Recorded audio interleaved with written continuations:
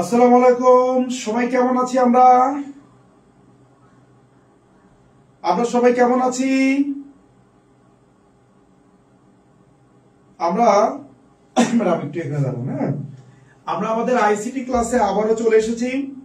তোমরা জানো যে আমাদের ইমন স্যার, অর্থাৎ আমি ইমন স্যার, আমাদের পেজ থেকে আমরা আইসিটি বাংলা সহ বিভিন্ন ক্লাস ফ্রি দিচ্ছি এবং আমরা খুব দ্রুত কিন্তু তোমাদের জন্য প্রত্যেক সাবজেক্টেরই ফ্রি লাইভ ক্লাস নেওয়া শুরু করব। তো তোমরা একটু আমাকে জানাও যে তোমরা সবাই ক্লিয়ারলি আমাদের কথাগুলো শুনতে পাচ্ছ কিনা। একটু কমেন্ট করে জানাও তো তোমরা সবাই ক্লিয়ারলি শুনতে পাচ্ছ কিনা আমাদের কথাগুলো। অত্যন্ত গুরুত্বপূর্ণ কিন্তু আজকে আমাদের লাইভ ক্লাসটি হবে। সবাই ক্লিয়ারলি শুনতে পাচ্ছি কিনা সবাই একটু কমেন্ট করে জানাবা যে তোমরা সবাই ক্লিয়ারলি শুনতে পাচ্ছ কিনা। আমাদের আজকের ক্লাসটি নেওয়ার জন্য আমি আমন্ত্রণ জানিয়েছি আমাদের অর্পি ম্যামকে। ম্যাডাম আইসিটি সাবজেক্ট নিয়েই পড়াচ্ছেন আর ম্যাডাম কিন্তু আমার স্টুডেন্ট। হ্যাঁ, সো আমি চাই সবসময় প্রেফারেন্স হিসেবে আমার স্টুডেন্টদেরকে সুযোগ দেওয়ার জন্য, এবং তোমরা এই পর্যন্ত যাদের ক্লাস পেয়েছো প্রত্যেকেই কিন্তু আমার স্টুডেন্ট। আজ তো আমরা একটু সবাই ক্লাসে শেয়ার করে দিব। আমরা একটু শেয়ার করে অবশ্যই সবার মধ্যে ছড়িয়ে দিব এবং সবাইকে ক্লাস করার জন্য এটা আমরা অনুরোধ করব। যেহেতু ক্লাসটা অত্যন্ত গুরুত্বপূর্ণ হবে তাই তোমরা সবাই মনোযোগ দিয়ে ক্লাস করবা। তোমাদের পরিচিত যারা আছে সবাইকে ক্লাস করার জন্য একটু মেনশন করে কমেন্ট করবা। আর সবাই একটু বলো ক্লিয়ারলি কথাগুলো শুনতে পাচ্ছ কিনা। সবাই একটু বলো তো আমার কথা কি তোমরা ক্লিয়ারলি শুনতে পাচ্ছ? একটু আমাকে জানাও তো সবাই, তোমরা আমার কথা ক্লিয়ারলি শুনতে পাচ্ছ কিনা।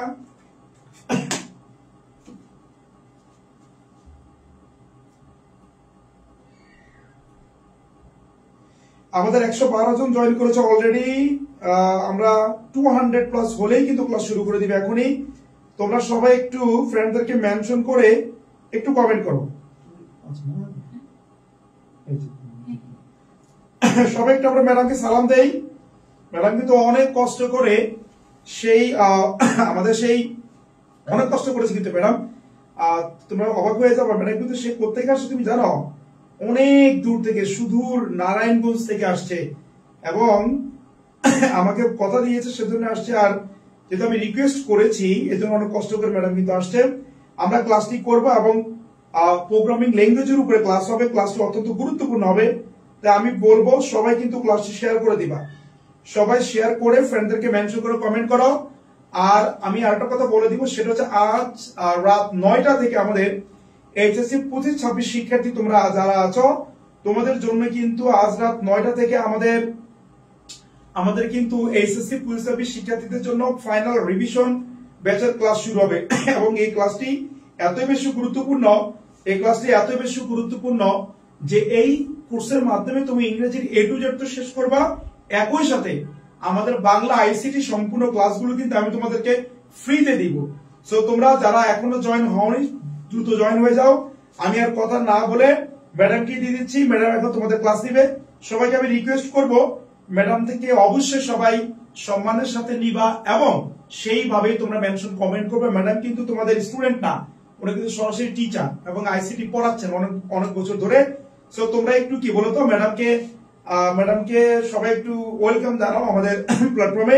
তো আমরা ম্যাডামকে দিয়ে দিচ্ছি, সবাই একটু সিরিয়াসলি পড়াশোনা করবা। সাউন্ড কি ক্লিয়ারলি আসতেছে? একটু কমেন্ট করে জানাও তো আমাকে। সবাই একটু কমেন্ট করো। East or west, Emon sir is best, thank you. শিরায় শিরায় রক্ত, ইমন ভাইয়ের ভক্ত। হ্যাঁ, এটা হবে না কেন? তুমি দেখো আজকে উচ্চ পরীক্ষা হয়েছে, আমি যা যা পড়িয়েছি সবই কম। সবাই একটু বলতো সাউন্ড ক্লিয়ার আছে কিনা। ম্যাডাম সাউন্ড দিচ্ছি কিন্তু সবাই। সাউন্ড কি ক্লিয়ার আছে কিনা একটু আমাকে কমেন্ট করে জানাও সবাই। সাউন্ড কি ক্লিয়ার? 180 জন জয়েন করেছে অলরেডি। সব একটু কমেন্ট করে জানাও তো সাউন্ড ক্লিয়ার আছে কিনা। সব একটু কমেন্ট করে জানাও সাউন্ড ক্লিয়ার আছে কিনা।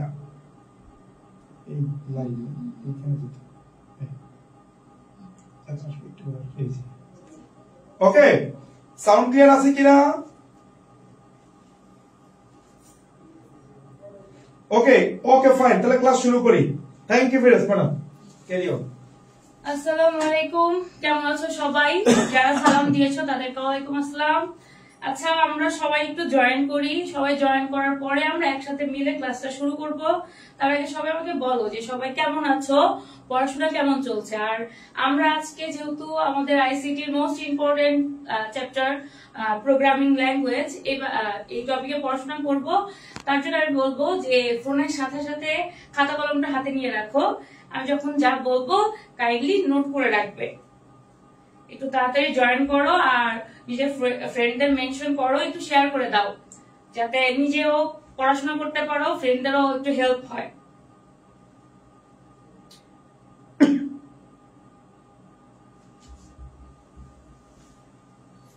আচ্ছা, 200 ক্রস করে গিয়েছে। আমরা আরেকটু ওয়েট করি, কারণ অনেকেই দেখছি যে মাত্র মেনশন করছে।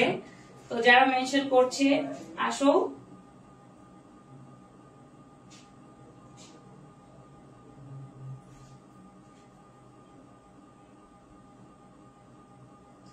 আমাকে একটু জানাবে যে আমাদের বোর্ড ক্লিয়ারলি দেখা যাচ্ছে কিনা, আমার কথা ক্লিয়ার শোনা যাচ্ছে কিনা, সবকিছু ক্লিয়ার আছে কিনা। একটু শেয়ার করে দাও, ফ্রেন্ডদের মেনশন করে দাও।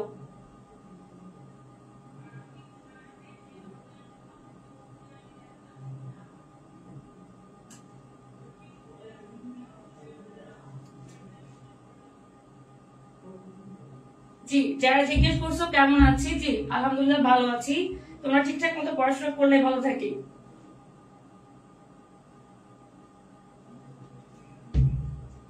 আমার পরিচয়টা দিব? হ্যাঁ, অবশ্যই দিব। আমার পরিচয় নওরিন হোসেন ওপি। আমি যে টিচার নারায়ণগঞ্জ প্রিপারেটরি স্কুলে আছি। আর সবচেয়ে বড় পরিচয় আমার, আমি একজন শিক্ষক।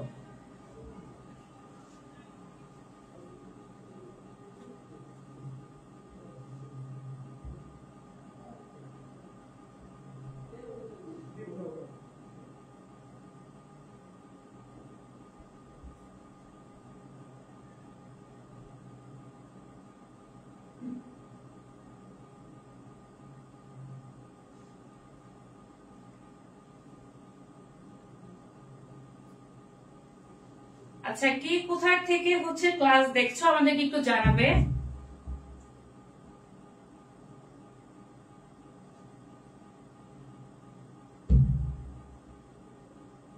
এক্সট্রা একটা শব্দ আসছে। আচ্ছা, আমি চেক করছি। এক্সট্রা একটা শব্দ আসছে নাকি? আচ্ছা, তাহলে আমরা আমাদের ক্লাসে চলে যাচ্ছি। বিসমিল্লাহির রহমানির রহিম। আচ্ছা, আজকে আমরা আমাদের টপিক অলরেডি আমরা বলে ফেলেছি। আমাদের টপিক আছে হচ্ছে প্রোগ্রামিং ল্যাঙ্গুয়েজ। আচ্ছা, আমরা সবাই জানি যে আমাদের কম্পিউটার একটা ভাষাই বোঝে, সেটা হচ্ছে প্রোগ্রামের ভাষা, তাই না? আমাদের কম্পিউটার প্রোগ্রামের ভাষা বোঝে। তো প্রোগ্রামের ভাষা যেটা, আসলে এটাই প্রোগ্রামিং ল্যাঙ্গুয়েজ। আমরা একটু দেখি, প্রোগ্রাম হচ্ছে নির্দেশনা সময় একটি সজ্জিত ক্রম। আসলে আমরা কোনো গুছিয়ে যখন কম্পিউটারে কোনো কমান্ড দেই বা নির্দেশনা প্রদান করি, সেটাকে কম্পিউটার যখন বুঝে তার নিজের কাজ পুরোটা কমপ্লিট করে এবং আমাদেরকে একটা সুন্দর রেজাল্ট দেয়, সেটাই হচ্ছে প্রোগ্রামিং ভাষা। তো আমরা এই ব্যাপারে ডিটেলসে না যাই, কারণ হচ্ছে যে প্রোগ্রামিং ভাষা কি বা প্রোগ্রামিং ল্যাঙ্গুয়েজটা কি, আমাদের অন্তত ফার্স্ট ইয়ার সেকেন্ড ইয়ার পড়ে এখন আমরা মোটামুটি রেডি এ ব্যাপারটাতে। তোমরা চাইলে স্ক্রিনশট নিয়ে রাখতে পারো, অথবা যদি প্রয়োজন বোধ করো যে লিখে রাখবে, আমি বলবো যে ক্লাস তো রেকর্ডেড থাকবে। আমি যেহেতু ফ্রি লাইভ ক্লাস দিচ্ছি, ক্লাসটি রেকর্ড থাকবে, তোমরা পরবর্তী সময় নোট করে নিয়ে নিতে পারো, অথবা চাইলে স্ক্রিনশট নিয়ে রাখতে পারো। আচ্ছা, আরেকটু আমি বুঝিয়ে বলি যে আমাদের সহজ ভাষায় বোঝার জন্য প্রোগ্রামটা হচ্ছে যে আমাকে ধরো ইমন ভাই আসার জন্য যতগুলো নির্দেশনা দিয়েছে, আমি তার কমান্ড গুলো সুন্দর করে শুনে শুনে সঠিক সময়ে এসে পৌঁছাতে পেরেছি এবং তোমাদের সামনে এখন ক্লাস নিতে পেরেছি। হ্যাঁ, ঠিক কম্পিউটারে আমরা যখন ব্যক্তি বিশেষে বা মানে যে কোনো ল্যাঙ্গুয়েজের মাধ্যমে কোনো কমান্ড দিয়ে থাকি, কম্পিউটার যখন সেটা বুঝতে পারে এবং বুঝে আমাদেরকে একটা সুন্দর আউটপুট দেয়, সে তখন গিয়ে সম্পূর্ণটা তৈরি হয় হচ্ছে একটা প্রোগ্রামিং ভাষা। ওকে, আমরা নেক্সট স্লাইড একটু চলে যাই। আচ্ছা, আমরা সবাই জানি যে আমাদের প্রোগ্রামিং ভাষার প্রজন্ম আছে। আমাদের প্রোগ্রামিং ভাষার টোটাল 5টা প্রজন্ম নিয়ে আছে। টোটাল কয়টা প্রজন্ম? 5টা প্রজন্ম। আমাদেরকে একটু কমেন্ট করবে যে তোমরা আসলে বুঝতে পারছো কিনা। আচ্ছা, নারায়ণগঞ্জ থেকে কেউ আছো কিনা? নারায়ণগঞ্জ, ফরিদপুর, এখান থেকে কেউ আছো কিনা? আচ্ছা, আমাকে দেখতে হবে না, তোমরা বোর্ড দেখো। আমরা দেখি একটু, প্রথম প্রজন্মের ভাষাটা হচ্ছে আমাদের মেশিন ভাষা, যেটা 0 আর 1 বাইনারি কোডে সরাসরি মেশিন ভাষা, যেটা 0 আর 1 বাইনারি নিলেই হয়। আর দ্বিতীয় প্রজন্ম হচ্ছে অ্যাসেম্বলি ভাষা, যেটা মেশিন ভাষার উপরের নিম্ন স্তর। আমাদের নিম্ন স্তরে 2টা ভাষা থাকে, একটা হচ্ছে মেশিন ভাষা আর একটা অ্যাসেম্বলি ভাষা। তারপরে তৃতীয় প্রজন্মের ভাষা, যেটাকে আমরা আসলে সি বা সি প্লাস ল্যাঙ্গুয়েজ হিসেবে চিনি।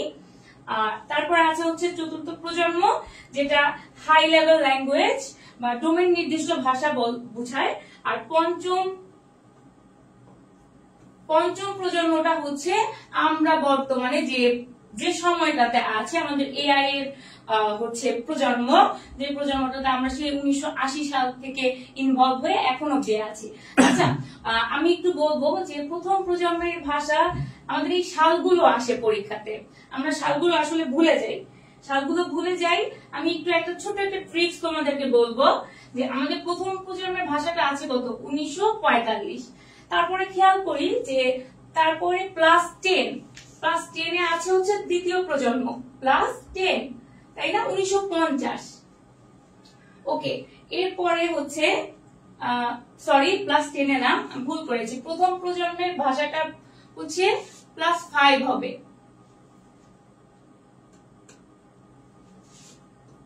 প্লাস 5। এরপরে আমাদের যতগুলো প্রজন্ম থাকবে, সব প্রজন্মগুলোতে প্লাস 10 করে যদি আমি অ্যাড করি, তাহলে আমার মনে হয় না তোমাদের আর ভুল হওয়ার কোনো সম্ভাবনা থাকে। শুধুমাত্র একটা প্রজন্ম মনে রাখলে দেখবে যে বাকি প্রজন্মগুলো অটোমেটিকলি মনে চলে আসছে, যে প্রথম প্রজন্ম কবে? 1945। এরপরে প্লাস 5 করবে দ্বিতীয় প্রজন্ম 1950। এরপরে প্লাস বাকি যে 3টা আছে, তৃতীয়, চতুর্থ, পঞ্চম, তুমি হচ্ছে প্লাস 10 করবে, দেখবে যে সালগুলো চলে আসছে। তৃতীয় প্রজন্ম প্লাস 10, 50 এর সাথে যদি 10 করি 1960, আবার 10 করলে 1970, প্লাস 10 1980। অনেক, এখান থেকে অনেকগুলো এমসিকিউ আসে। তো সেই জায়গা থেকে এটুকু একটু মনে রাখবে, যে স্লাইডটা চাইলেই তোমরা হচ্ছে একটু স্ক্রিনশট নিয়ে রাখো।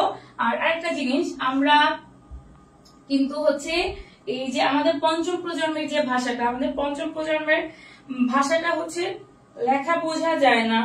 তোমার কি নেটে প্রবলেম কিনা একটু খেয়াল করে দেখো। আচ্ছা, পঞ্চম প্রজন্মের ভাষাটা আমাদের ন্যাচারাল ল্যাঙ্গুয়েজ হিসেবেও পরিচিতি লাভ করে আর কি।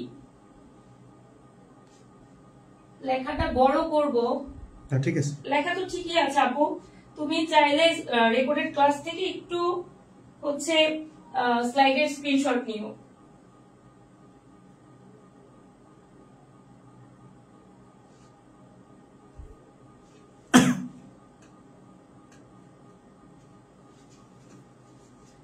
আচ্ছা, আমরা এতক্ষণ দেখছিলাম আমাদের প্রজন্মের ভাষাগুলো, এখন আমরা চলে যাই আমাদের মোস্ট ইম্পর্টেন্ট টপিকস, মেশিন ভাষা। আচ্ছা, আমি একটু এই সাইডে চলে আসি। আমরা জানি যে আমাদের কম্পিউটার একটা মাত্র ভাষা কি ইজিলি বুঝতে পারে, সেটা হচ্ছে আমাদের মেশিন ভাষা। হ্যাঁ, আর আমাদের মেশিন ভাষা আসলে বাইনারি কোড 0 আর 1। আমাদের বাইনারি কোড কত? তোমরা আমাকে একটু কমেন্ট করো তো, বাইনারি কোডটা কি আসলে? বাইনারি কোড আমাদের কোন কোন সংখ্যাটা নিয়ে আসলে বাইনারি কোডটা হয়, আমাকে একটু কমেন্ট করে জানাও।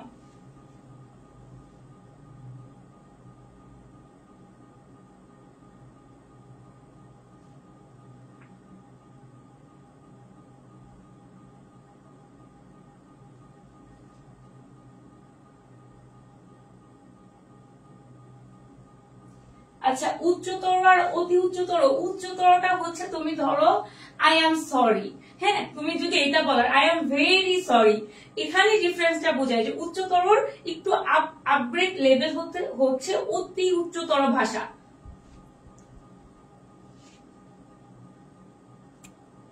ওকে, মেশিন ভাষার বৈশিষ্ট্যটা আমরা একটু দেখি। কম্পিউটার মেশিনের নিজস্ব ভাষা 0 ও 1 এই 2 বাইনারি অঙ্ক দিয়ে লিখতে হয়। এটা হচ্ছে আমাদের মেশিন ভাষার একদম এক্সাক্ট বৈশিষ্ট্য যেগুলো আমরা খুব বাড়তি লিখিনি, শুধু স্মার্টলি পড়তে হবে। হ্যাঁ, শুধু অনেক বেশি পড়লেই যে ভালো রেজাল্ট করা যায় তা কিন্তু না, একটু স্মার্টলি পড়তে হবে, যে যেগুলো আমার জন্য ইম্পর্টেন্ট আমি সেগুলো পড়বো। আচ্ছা, আমি এরপর দেখি যে আমাদের মেশিন ভাষার আসলে নির্দেশের অংশ কোনটা। অপকোড আর হচ্ছে কি ধরনের অপারেশন হবে তা নির্দেশ করে, আর অপারেন্ট কি অপারেশন হবে তা নির্দেশ করে। হ্যাঁ, তারপরে হচ্ছে নির্দেশের প্রকার, গাণিতিক নিয়ন্ত্রণ, ইনপুট। দুটা প্রশ্ন লিখতে বলবো এখান থেকে। ওকে ওকে ওকে, ঠিক আছে। Carry on. হয়ে গেছে। আচ্ছা ঠিক আছে, আমাদের একটু সম্ভবত নেটে প্রবলেম করছিল, দুঃখিত। আচ্ছা, আমরা কি প্রশ্নটা লিখেছি? আমি 3টা প্রশ্নের কথা বলেছি, আমাকে একটু জানো প্রশ্নটা লিখেছি কিনা। প্রোগ্রামিং ভাষা বলতে কি বোঝো আর মেশিন ভাষা বলতে কি বোঝো, এটা হচ্ছে খ নম্বরের প্রশ্ন অনেক সময় আসে, ক নম্বরের প্রশ্নেও আসে। এরপর আমরা আরেকটা দিয়েছিলাম হচ্ছে আদর্শ প্রোগ্রামের গুণাবলী ব্যাখ্যা করো। এটা বেশ ইম্পর্টেন্ট একটা প্রশ্ন, চাইলে এটা তোমরা হচ্ছে হ্যান্ড নোট করে আপুকে হচ্ছে ইনবক্স করতে পারো। আচ্ছা, যারা লিখেছো ধন্যবাদ। আচ্ছা, আমরা নেক্সট স্লাইডে একটু চলে যাচ্ছি। অ্যাসেম্বলি ভাষা, আমরা জানি যে আমাদের লোয়ার ল্যাঙ্গুয়েজ মানে হচ্ছে নিম্ন স্তরের দুইটা ভাষা আছে, মেশিন ভাষা, অ্যাসেম্বলি ভাষা। আমাদের কম্পিউটার আসলে মেশিন ভাষার পরে যে ভাষাটাকে আরেকটু ইজিলি বোঝে সেটা হচ্ছে আমাদের অ্যাসেম্বলি ভাষা। অ্যাসেম্বলি ভাষার একটা বিশেষ বৈশিষ্ট্য হচ্ছে এটা কম্পিউটারকে সাংকেতিক কোড প্রদান করে। হ্যাঁ, এটা ডিরেক্ট বাইনারি কোডে না গিয়ে ওরা হচ্ছে সাংকেতিক কোড ব্যবহার করে, নুমানিক ব্যবহার করে সহজে ওদেরকে মনে রাখা যায়। আর এদের ট্রান্সলেট করতে আমাদের অ্যাসেম্বলার ব্যবহার করা হয়। আর হচ্ছে মেশিন ভাষা রূপান্তরের জন্য অনুবাদক প্রোগ্রাম, আমরা সবাই জানি যে আমাদের 3টা অনুবাদক প্রোগ্রাম আছে, কম্পাইলার, ইন্টারপ্রেটার আর হচ্ছে অ্যাসেম্বলার। তো অ্যাসেম্বলি ভাষায় অনুবাদ করতে আসলে আমাদের অ্যাসেম্বলার ব্যবহার করা হয়। আর যেহেতু এটি দ্বিতীয় প্রজন্মের ভাষার মধ্যে পড়েছে, সেক্ষেত্রে এটি 1950 সালে আমাদের হচ্ছে কম্পিউটারে মানে ব্যাপকভাবে প্রচলন শুরু হয়। আচ্ছা দেখো, আমাদের নিচে একটা লাইন লেখা আছে, এটা তোমাদের এমসিকিউর জন্য বেশ ইম্পর্টেন্ট। আমাকে সবাই একটু বলো তো, অ্যাসেম্বলি ভাষার কয়টা অংশ? আমাকে সবাই একটু কমেন্ট করে জানাও। স্লাইড ভুল, আপু তোমার নেটে ইস্যু হতে পারে।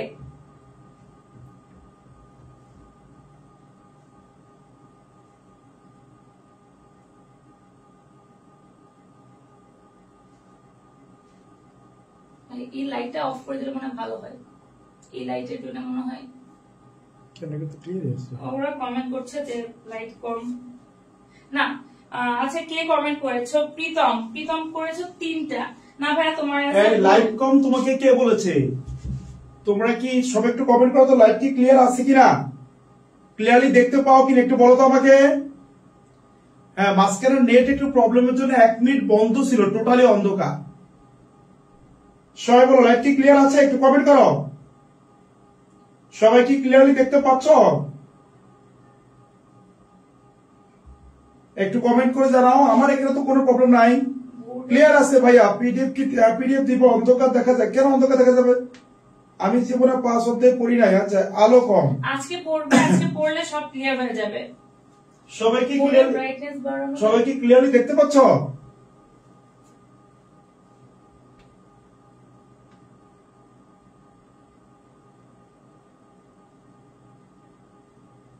এই তোমাদের মোবাইলের সমস্যা, মোবাইলের ব্রাইটনেস বাড়াও। এই যে আমার ফোনে ক্লিয়ার, সবার ফোনেতে ক্লিয়ার, প্রবলেম নাই। জি স্যার, লাইট ক্লিয়ার, লাইট ঠিক আছে, পড়া ওকে ওকে ওকে সবাই ওকে। আচ্ছা ঠিক আছে, তোমার ব্রাইটনেস বাড়াও, ক্লিয়ার আছে। যারা হচ্ছে কমেন্ট করেছো যে 4 কমেন্ট করেছো, তাদের উত্তর ঠিক আছে। আমরা দেখছি যে আমাদের একদম শেষে লাইনটা লেখা ছিল যে অ্যাসেম্বলি ভাষার 4টি অংশ আছে, label, field, opcode, operand and হচ্ছে কমেন্ট। হ্যাঁ,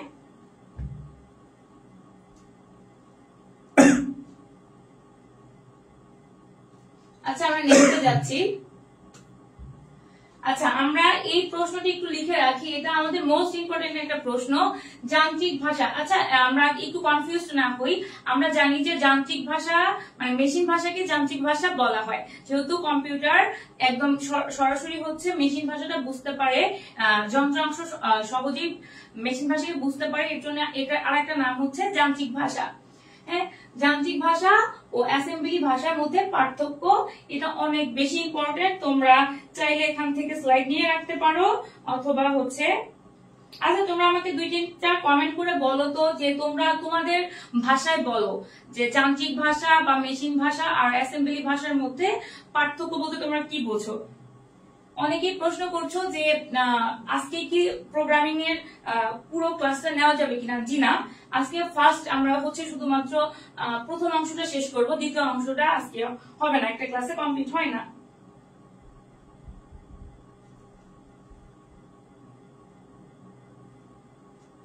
জি আপু, আমি সাইডে গিয়েছি, তুমি এসএস নাও।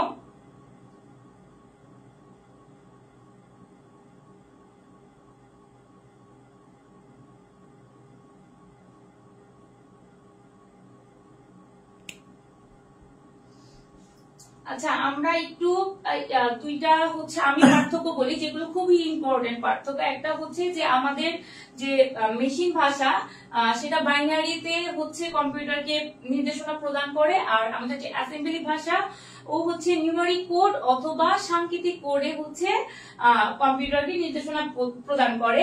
আর আরেকটা জিনিস, মেশিন ভাষায় হচ্ছে প্রোগ্রামকে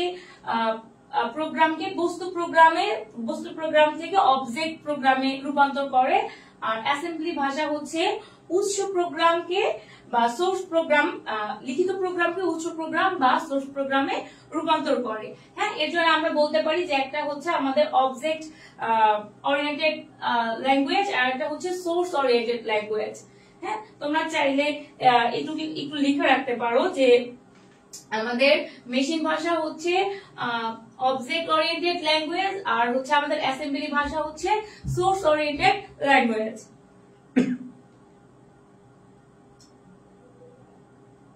জি, যে লিখেছো সুন্দর করে একটা কমেন্ট করে দিয়েছো, কম্পিউটার যে ভাষা সরাসরি বুঝতে পারে তাকে যান্ত্রিক ভাষা বলে। গুড। ওকে, আমরা নেক্সটে যাচ্ছি, মধ্যম স্তরের ভাষা। আচ্ছা, মধ্যম স্তরের ভাষার মধ্যে আমরা একটু এটা আমাদের আসলে খুব কম চর্চা করা হয়। আমি জানি না বইতে তোমরা কতটুকু কি পড়ো বা না পড়ো, বাট এখান থেকে হুটহাট করে কিন্তু মনে করো যে এমসিকিউ দিয়ে দেয়। হ্যাঁ, মধ্যম স্তরের ভাষাটা তোমরা একটু দেখো যে মধ্যম স্তরের ভাষাটার উদ্ভব হয়েছে হচ্ছে 1960 সালের দিকে। 1960 সালের দিকে। ওকে, এরপরে এর উদাহরণ হিসেবে আছে আমাদের C language, not C plus. তারপরে এর ব্যবহার আছে হচ্ছে নিউট্রিনো সিস্টেম প্রোগ্রাম রচনা করা যায়। মধ্যম স্তরের ভাষাটা শুধুমাত্র যে ইউজলেস ব্যাপারটা কিন্তু এমন না। হ্যাঁ, আর মধ্যম স্তরের ভাষার একটা সুবিধা হচ্ছে কি যে কোনো ধরনের কম্পিউটার নির্বাহ করা সম্ভব। সেটা যদি হাই কনফিগারের কম্পিউটার হয় তাতেও পসিবল, যদি লো কনফিগারের কম্পিউটার হয় তাতেও পসিবল। যে কোনো ধরনের যে কোনো কম্পিউটার মানে যে কোনো কনফিগারের কম্পিউটারে মধ্যম স্তরের ভাষা নির্বাহ বা রান করা পসিবল।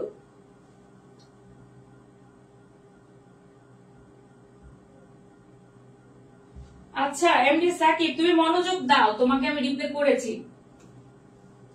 আচ্ছা, এবার আমরা একটু উচ্চতর ভাষা সম্পর্কে একটু জানবো। বৈশিষ্ট্যগুলো আমাদের যার যার টেক্সট বুকে খুব ক্লিয়ারলি দেওয়া থাকে, আমরা এখানে বিস্তর যাব না কারণ এখান থেকে রিটেন প্রশ্ন খুবই কম আসে। আচ্ছা, উচ্চ স্তরের ভাষাটা আমাদের মেশিনের থেকে বেশি মানুষের কাছাকাছি, মানুষের বুঝতে সুবিধা হয়, ইংরেজি ভাষার সদৃশ, বোঝা সহজ, আর লাইব্রেরি সুবিধা, বিভিন্ন লাইব্রেরি ফাংশন ব্যবহার করা যায়, ভুল হওয়ার সম্ভাবনা খুবই কম এবং ভুল সংশোধন করার খুব ইজি অপশন আছে, দ্রুত উন্নয়ন, তাড়াতাড়ি প্রোগ্রাম লেখা যায়। যেমন আমাদের মেশিন ভাষা বা অ্যাসেম্বলি ভাষা আমরা যদি কোনো প্রোগ্রাম লিখতে যাই তাহলে আমাদের প্রোগ্রাম লিখতে দেরি হয়, বাট আমরা যদি উচ্চতর ভাষায় লিখতে যাই আমরা খুব ইজিলি প্রোগ্রাম কোড করতে পারি। আচ্ছা, পোর্টেবিলিটি, যে কোনো কম্পিউটারে ব্যবহার করা যায়। এটা আমাদের বর্তমান প্রজন্ম 3rd জেন থেকে শুরু হয়েছে, এখন অব্দি চলছে। যে কোনো মানে 3rd জেন থেকে 5th জেন চলছে, যে কোনো ল্যাঙ্গুয়েজেই বর্তমানে পোর্টেবিলিটি খুব বেশি। হ্যাঁ,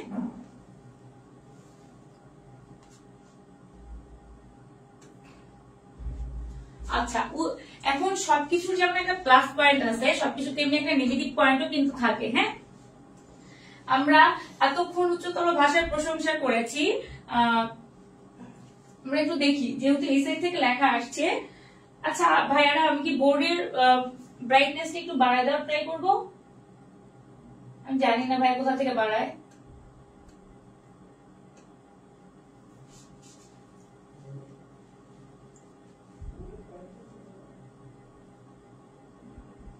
আমাকে ভালোভাবে দেখতে হবে না, ক্লাস ভালো করে দেখো। আচ্ছা, উচ্চতর ভাষার অসুবিধাগুলো কি? অনুবাদক প্রয়োজন, কম্পিউটার সরাসরি বুঝতে পারে না। আচ্ছা, আমি আগেই বলেছি যে আমাদের শুধুমাত্র একটা ল্যাঙ্গুয়েজ বা একটা মাত্র ভাষা, যেটা হচ্ছে মেশিন ভাষা, যাকে খুব ইজিলি কম্পিউটার বুঝতে পারে। তাছাড়া যত হাই ল্যাঙ্গুয়েজ গুলো আছে ওদের ভাষা বোঝানোর জন্য আমাদের অনুবাদকের প্রয়োজন পড়ে, অর্থাৎ ট্রান্সলেটরের প্রয়োজন পড়ে। তোমরা আবার জেন জেড তো নাকি জেন আলফা আমি জানি না, সেক্ষেত্রে তোমাদেরকে আসলে বাংলা বললে বুঝতে কষ্ট হয় সম্ভবত। আচ্ছা, এরপরে হচ্ছে উচ্চতর ভাষায় মেমোরি ব্যবহার লো লেভেল ভাষার তুলনায় বেশি মেমোরির প্রয়োজন পড়ে। হ্যাঁ, লো লেভেলের তুলনায় বেশি মেমোরির প্রয়োজন পড়ে। আর দক্ষতা কম, লো লেভেল ভাষার তুলনায় এর দক্ষতা খুব কম। হ্যাঁ, ব্রাইটনেস দেখো সবাই ফুল দেওয়া আছে। এরপর তোমরা যদি বলো ব্রাইটনেস বাড়াতে, বোর্ডের মধ্যে কি লাইট জ্বালাই দিব? আমি টর্চ দিয়ে দিব বোর্ডের মধ্যে? হ্যাঁ, ব্রাইটনেস এর ফুল দেওয়ার পরে আবার টর্চ লাগিয়ে দিব নাকি?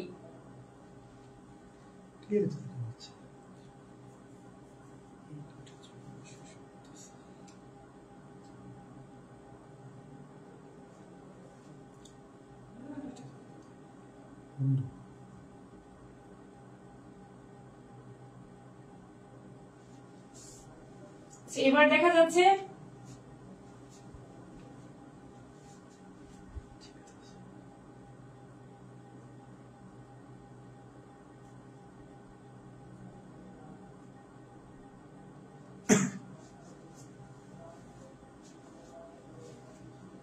আচ্ছা, বুঝলাম না, এটা ঠিকই আছে, আমি তো ক্লিয়ার দেখতে পাচ্ছি যে আমার ফোন তো এখানে, এই যে আমার ফোন তো ক্লিয়ার দেখা যাচ্ছে। তোমাদের কি হয়েছে বলো তো, সমস্যা কি? ব্লু কালার থেকে হোয়াইট করেন, ব্লু থেকে হোয়াইট, এটা তো স্লাইড তো ব্লু কোথায়? এটা হোয়াইটই আছে। এটা তো হোয়াইটই আছে, কিন্তু এখন কি তোমরা ঠিক আছো? তোমরা কি এখন ক্লিয়ারলি দেখতে পাচ্ছ কি একটু বলো তো আমাকে? সবাইকে এখন ক্লিয়ার দেখতে পাচ্ছ?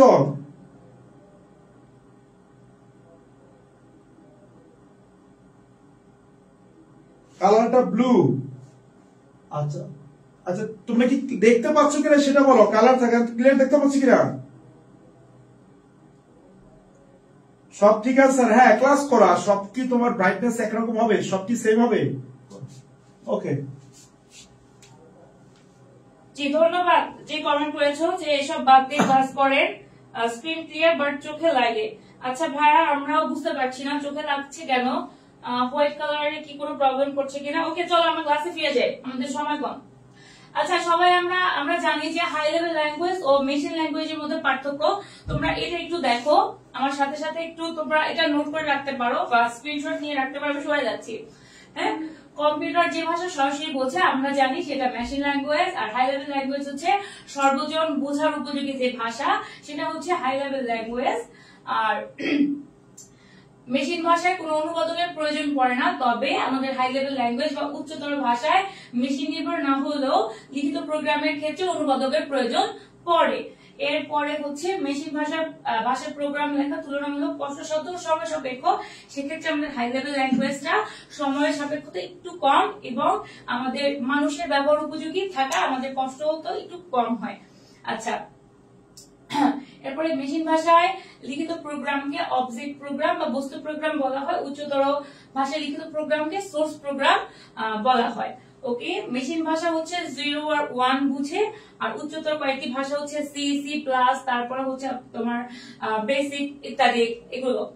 এই ভাষা মেশিন সহজে বুঝতে পারে, অন্যদিকে হাই লেভেল ল্যাঙ্গুয়েজ মেশিন সহজে বুঝতে পারে না। তারপরে আছে হচ্ছে মেশিন ভাষায় ভুল হওয়ার সম্ভাবনাটা বেশি থাকে, কারণ এটা আমাদের মানুষ সর্বজন স্বীকৃত কম, তবে মেশিনের বোঝার উপযোগী ভাষা।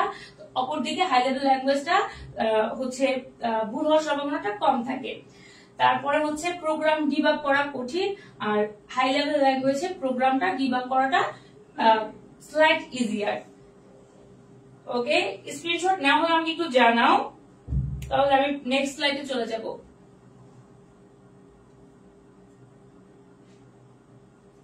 ওকে, এরপরে আরেকটা দেখি, আমরা একটু আগে পড়েছি হচ্ছে মেশিন ভাষা আর হচ্ছে হাই লেভেল ল্যাঙ্গুয়েজের পার্থক্য। এখন আমরা দেখবো হচ্ছে অ্যাসেম্বলি ল্যাঙ্গুয়েজ আর হচ্ছে হাই লেভেল ল্যাঙ্গুয়েজ এর পার্থক্য। শোনো, বইয়ের মধ্যে পেজের পর পেজ এই বৈশিষ্ট্য সুবিধা অসুবিধা পড়ার থেকে এই তোমরা এই টেকনিকটা ফলো করো। পার্থক্যগুলো পড়লে আমরা অটোমেটিকলি যে কোনো কিছুর বৈশিষ্ট্য সম্পর্কে কিন্তু ইজিলি জানতে পারি। ওকে, আমরা একটু আগে অ্যাসেম্বলি ভাষার বৈশিষ্ট্য মানে পার্থক্য থেকে এই 8টা বৈশিষ্ট্য পেয়ে গেছি। এরপরে মেশিন ভাষার পর আমরা হাই লেভেল ল্যাঙ্গুয়েজ এটাও জানি, তো আমি আর এক্সট্রা করে রিপিট করব না। তোমরা চাইলে একটা স্ক্রিনশট নিয়ে রাখো, পরবর্তী স্লাইডে চলে যাচ্ছি। আচ্ছা, উচ্চতর ভাষার ব্যবহার। আচ্ছা, আমরা তো মোটামুটি উচ্চতর ভাষা ব্যবহার করি, চ্যাট জিপিটি ইউজ করো না বা যে কোনো এআই ইউজ করো না এমন কেউ আছো? একটু কমেন্টে জানাও তো, আমি তাকে নিজের দাওয়াত করে কাচ্চি খাওয়াবো। হ্যাঁ, আমরা একটু দেখি উচ্চতর ভাষার ব্যবহার কি। বৃহত্তর ডেটা প্রসেসিং এখানে করা যায়, আর বড় ডেটাবেস ও ডেটা প্রসেসিং এর কাজে ব্যবহৃত প্রোগ্রাম তৈরি করতে আমাদের উচ্চতর ভাষা ব্যবহার করা হয়। তারপর আছে কি জটিল গাণিতিক হিসাব নিকাশ, তারপরে জটিল গাণিতিক সমস্যা সমাধানের সফটওয়্যার তৈরির কাজে। এই দেখো, আমি একটা সিম্বল দিয়েছি, খাওয়া আপেল। হ্যাঁ, খাওয়া আপেল, আমি জানি এটা কাদের কাদের আছে খাওয়া আপেল, একটু কমেন্ট করো তো। অ্যাপ্লিকেশন প্যাকেজ, বিভিন্ন ধরনের অ্যাপ্লিকেশন সফটওয়্যার তৈরির কাজে আমাদের হাই লেভেল ল্যাঙ্গুয়েজটা লাগে, এখানে কিন্তু মেশিন ভাষা ইউজ করলে হয় না। ওকে, অটোমেটিক প্রসেস, বিভিন্ন ধরনের অটোমেটিক প্রসেস কন্ট্রোলের কাজে আমাদের হাই লেভেল ল্যাঙ্গুয়েজের ব্যবহার করা হয়।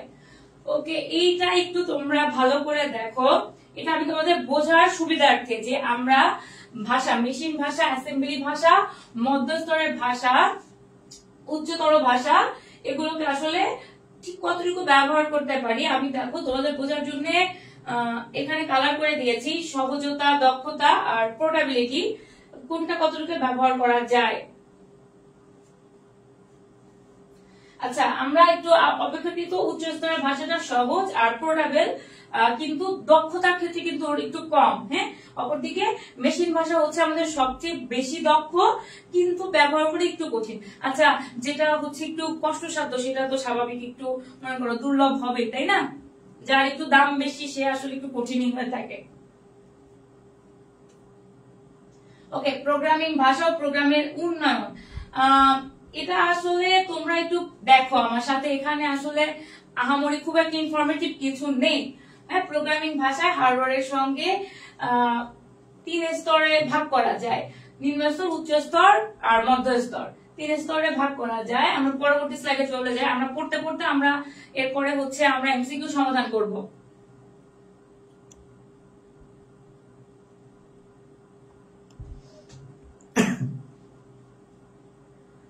আচ্ছা, ভাষার স্তর ও বৈশিষ্ট্য, নিম্ন স্তরের ভাষা, মধ্য স্তরের ভাষা আর আছে হচ্ছে উচ্চ স্তরের ভাষা।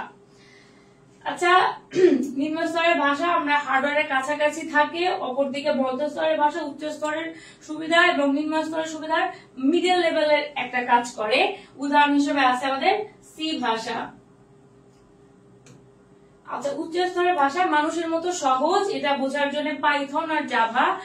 মোটামুটি যারা একটু পড়াশোনা করো তারা জানো যে প্রোগ্রামিং এর ক্ষেত্রে বর্তমানে একদম তুঙ্গে আছে হচ্ছে পাইথন আর জাভা। আচ্ছা, সাধারণ প্রোগ্রামিং ভাষা সমূহ, আমরা একটু ভাষার নামগুলো কিনে রাখি যাতে করে আমাদের এমসিকিউতে সুবিধা হয়। সি, সি প্লাস এরা হচ্ছে সাধারণ উদ্দেশ্য এবং মডুলার ভাষা। মনে রাখো, এখানটায় মনে রেখো এটা কিন্তু সি আর সি প্লাস এর উদ্দেশ্য সাধারণ এবং এটাকে মডুলার ভাষাও বলা হয়। সিস্টেম ও অ্যাপ্লিকেশন উভয় ধরনের প্রোগ্রামিং এ ব্যবহৃত হয়। তারপর হচ্ছে জাভা, পাইথন।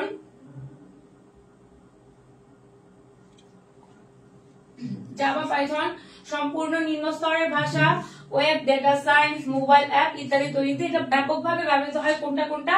জাভা আর Python. Web, data science, mobile app ইত্যাদি যে কোনো ধরনের সফটওয়্যার তৈরিতে আমাদের জাভা, পাইথন ব্যবহার করা হয়। এরপরে আছে হচ্ছে 14 আর অ্যালগ। প্রাচীন, এটা কিন্তু প্রাচীন উচ্চ স্তরের ভাষা। হ্যাঁ, জাভা, পাইথনের আগে ব্যবহৃত হচ্ছে 14 আর অ্যালগ, উচ্চ প্রাচীন স্তরের ভাষা। গাণিতিক ও বৈজ্ঞানিক গণনায়, স্বল্প কোডে জটিল সমীকরণে এটা ব্যবহার করা হতো, তবে এর ব্যবহার এখন খুবই কমে গেছে। ভিজুয়াল বেসিক, ভিজুয়াল প্রোগ্রামিং এবং ডেটাবেস অ্যাপ্লিকেশনের জন্য জনপ্রিয় ভাষা। এই লাইনটা একটা লাইন মনে রাখলে 2-3টা এমসিকিউ দেখাতে পারবে। ওকে, ভাষা অনুবাদক বা আমাদের হচ্ছে ল্যাঙ্গুয়েজ ট্রান্সলেটর। আমরা বেশ আগেই এটা পড়ে ফেলেছি যে আমাদের 3টা ট্রান্সলেটর আছে। আচ্ছা, আমাদের ট্রান্সলেটর আছে কয়টা বলো তো?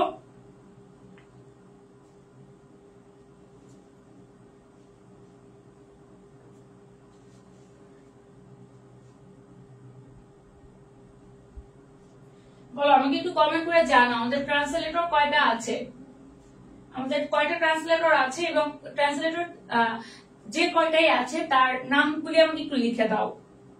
ওকে ফাইন, আমি একটা অ্যান্সার পেয়েছি।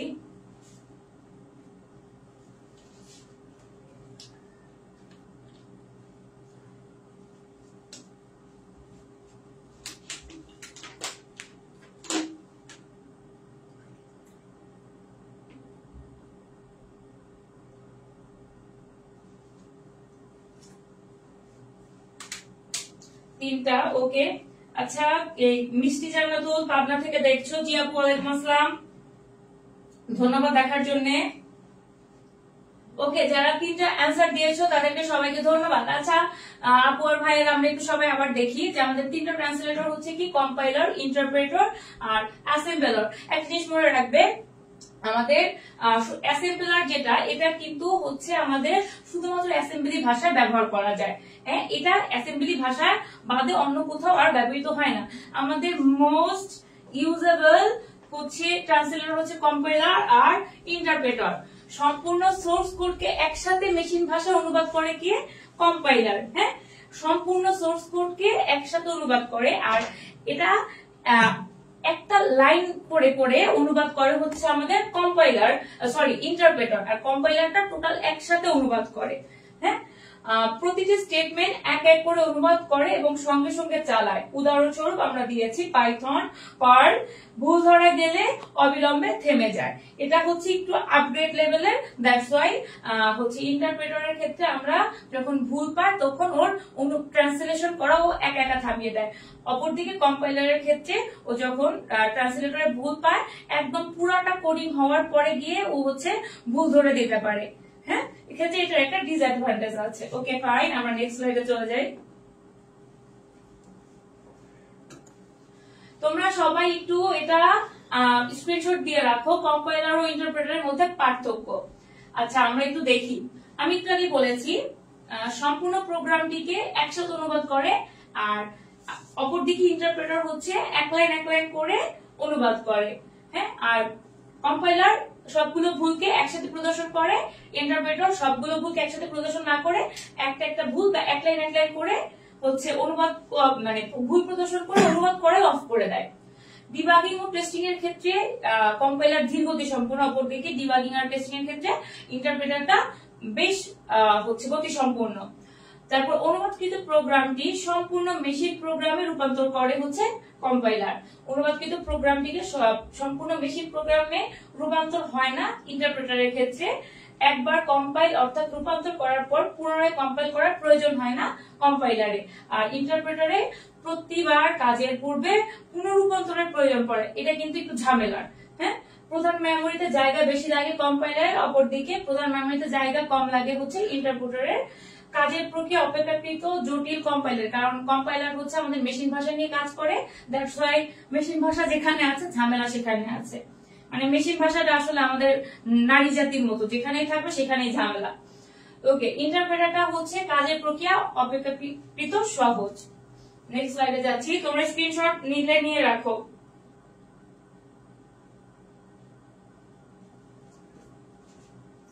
আচ্ছা, অ্যাসেম্বলারের কার্যাবলী। আমরা কিন্তু এতক্ষণ অ্যাসেম্বলার নিয়ে খুব একটা আলোচনা যেহেতু করিনি, বাট অ্যাসেম্বলারের কিছু কাজ আছে। এটা যেমন শুধুমাত্র অ্যাসেম্বলি ভাষায় ব্যবহৃত হয়, দ্যাটস ওয়াই এখানে আমি মানে বেশি কিছু রাখিনি। নোমানিক কোড অনুবাদ করে, আর নোমানিক কোডকে যন্ত্র ভাষায় অনুবাদ করা, ঠিকানা রূপান্তর, সাংকেতিক চিহ্নকে যন্ত্র ভাষায় লেখা, ঠিকানায় পরিণত করা, নির্দেশ পরীক্ষা, প্রত্যেক নির্দেশ আছে কিনা পরীক্ষা করা, ঠিক না থাকলে তা জানানো, স্মৃতি ব্যবস্থাপনা, আর হচ্ছে সব নির্দেশ ও তথ্য মুখ্য স্মৃতিতে রাখা। মুখ্য স্মৃতি মানে আমাদের ধরো যে কোনো কম্পিউটারের মেইন মেমোরিতে রাখা আর কি। আচ্ছা, প্রোগ্রামের সংগঠন আর ধাপ। প্রোগ্রামের সংগঠন আর ধাপের ক্ষেত্রে আমাদের আছে হচ্ছে ইনপুট আউটপুট। আচ্ছা, আমাকে একটু বলো তো প্রোগ্রামের সংগঠনকে কয় ভাগে ভাগ করা যায়? আমাকে একটু সবাই জানাও, প্রোগ্রামের সংগঠনকে কয় ভাগে ভাগ করা যায়? আমাকে একটু বলো।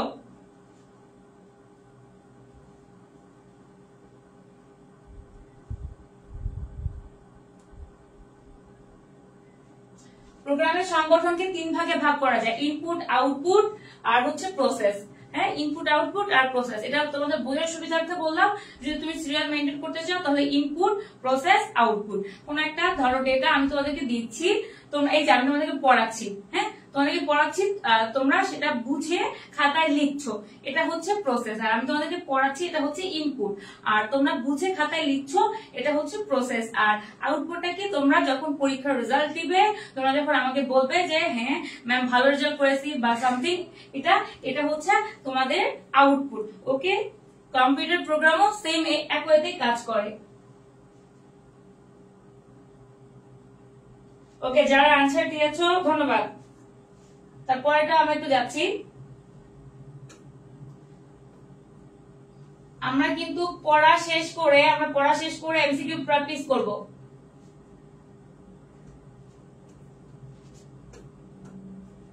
আচ্ছা, প্রোগ্রামের উন্নয়নের ধাপ সমূহ আমরা জানি। প্রোগ্রামের উন্নয়নের ধাপ সমূহ কয়টা? 1 2 3 4 5 6 ছয়টা। বইতে, অনেক বইতে আমি একটু বলবো যে তোমাদের যার যার কাছে আছে অনেকের বইতে 5টা থাকতে পারে, তবে একদম তুমি যদি হচ্ছে কি বলে এটাকে লেটেস্ট হিসাব করো, তাহলে যে কোনো প্রোগ্রামের উন্নয়নের ধাপ হচ্ছে 6টা। কারণ যে কোনো প্রোগ্রামকেই তোমার হচ্ছে রক্ষণাবেক্ষণ করা, মানে যে কোনো আমরা কোনো একটা প্রোগ্রাম করলে কি সেটাকে হচ্ছে মাঝপথে রেখে ছেড়ে দেই, নাকি আমরা ওটাকে সেভ করে রাখি? আমরা কি ওটাকে রক্ষণাবেক্ষণ করি না? হ্যাঁ, তার মানে যে কোনো প্রোগ্রামের ধাপ হচ্ছে 6টা। অনেক বইতে 5টা দেওয়া আছে, সেক্ষেত্রে ভুল করবে না। আমরা একটু দেখি। যে কোনো প্রোগ্রামের ক্ষেত্রে আমাদেরকে সমস্যা নির্ধারণ করতে হয়, সমস্যা নির্ধারণ, তারপর সমস্যা বিশ্লেষণ, অ্যালগরিদম তৈরি, কোডিং ও ডকুমেন্টেশন, পরীক্ষণ ও ত্রুটি নিঃসরণ। আচ্ছা, পরীক্ষণ মানে টেস্টিং বলতে পারো, টেস্টিং। আর আমরা যখন টেস্ট করব, যে কোনো একটা কিছু চেক করলে আমরা অবশ্যই খুঁজে পাবো যে ভুল কোথায় আছে, আর ভুল খুঁজে পেলে আমরা সেই অবশ্যই ভুলটাকে দূর করব। এটাই হচ্ছে পরীক্ষণ ও ত্রুটি নিঃসরণ। রক্ষণাবেক্ষণ হচ্ছে কোন একটা প্রোগ্রাম করার পরে ওটাকে সেভ করে রাখা, এমন কোথাও রাখা যেখানে এটা আমাদের কষ্ট করার কাজটা সেভ ভাবে থাকে। ওকে, আর সমস্যা নির্ধারণটা কি? যে আমরা আমাদের কি সমস্যা সলভ করতে হবে, আমাদের কোন জিনিসটা নিয়ে কাজ করতে হবে আগে সেটা খুঁজে বের করা। হ্যাঁ, তারপরে বিশ্লেষণ, যে আমার সমস্যাটা কি কি আছে, আমার এখানে কি কি করতে হবে। ধরো আমাদের যোগ করতে বলছে না গুণ করতে বলছে, এটাকে আগে আমাকে বিশ্লেষণ করতে হবে। অ্যালগরিদম, আমরা সবাই জানি যে ধাপে ধাপে সমাধান করাকে অ্যালগরিদম বলে। তো যে কোনো একটা সমস্যা পেলে আমাকে অবশ্যই ধাপে ধাপে সমস্যার সমাধান করতে হয়, তাই না? আর এরপরে আছে হচ্ছে কোডিং ও ডকুমেন্টেশন। আর প্রোগ্রামের একদম মেইন ফ্যাক্টরি হচ্ছে আমাদের এই কোডিং আর ডকুমেন্টেশন।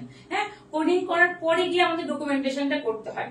যে কোনো একটা জিনিস যখন আমরা করি, এরপরে সেটাকে আমাদের মানে খাতা কলমে বা একদম অথরাইজড করাটাকে ডকুমেন্টেশন বলা হয়। হ্যাঁ,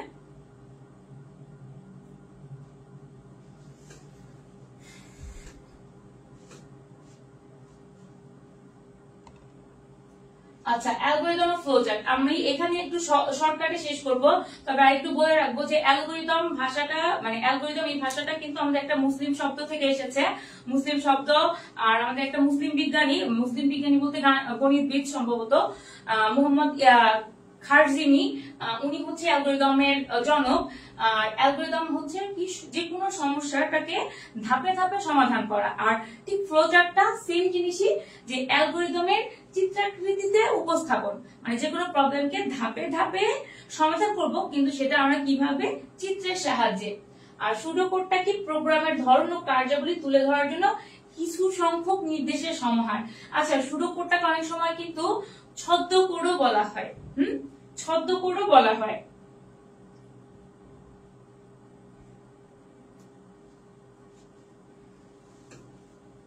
ওকে, অ্যালগরিদম আর ফ্লোচার্টের মধ্যে পার্থক্যটা আমরা একটু দেখি। অ্যালগরিদম আর ফ্লোচার্টের মধ্যে পার্থক্যটা আমরা দেখি, যে আমি বেশি কিছু এখানে বিশ্লেষণে যাব না, কারণ আমরা প্র্যাকটিসে চলে যাব। হ্যাঁ, যে ফ্লোচার্টটা কি চিত্র নির্ভর, আর অ্যালগরিদমটা তোমার হচ্ছে চিত্র নির্ভর নয়, বর্ণ নির্ভর।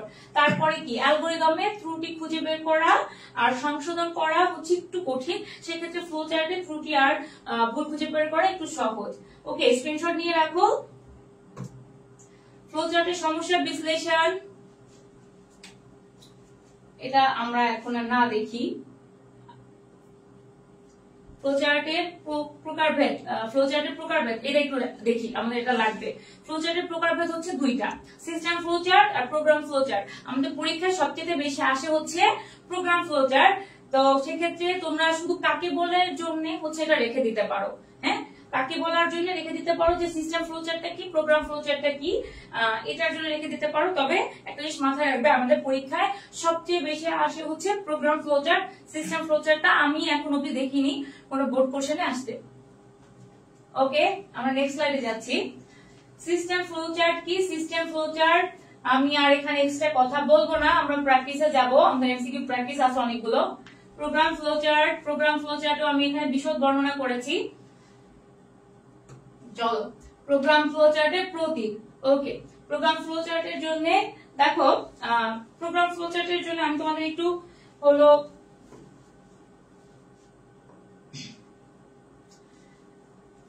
প্রোগ্রাম ফ্লোচার্টে আমার প্রথমে যদি যা শুরু করতে হবে, আমাদের প্রথমে স্টার্ট করতে হয় হচ্ছে এরকম একটা সাইন দিয়ে, স্টার্ট করতে হয় এরকম একটা সাইন দিয়ে। এটাকে আমরা করতে পারি স্টার্ট, স্টার্ট, এটা আমাদের স্টার্ট এবং এন্ডের প্রতীক, স্টার্ট আর এন্ডের প্রতীক। ওকে, এরপরে হচ্ছে আমরা এটা হচ্ছে আমাদের ইনপুটের প্রতীক, ইনপুট আর আউটপুটের প্রতীক।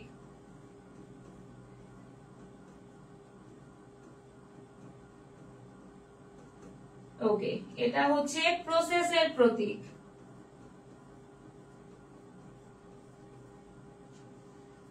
আর এই যেটা এটা মেবি এখানেও সুন্দর করে দেওয়া আছে। হ্যাঁ, এটা হচ্ছে আমাদের যে কোনো কিছু আমরা যখন ডিসিশনে গিয়ে পৌঁছাই, প্রসেসের পরে যখন আমরা কোনো মতের ডিসিশনে গিয়ে পৌঁছাই, তখন আমাদের এই শেপটা ইউজ করতে হয়।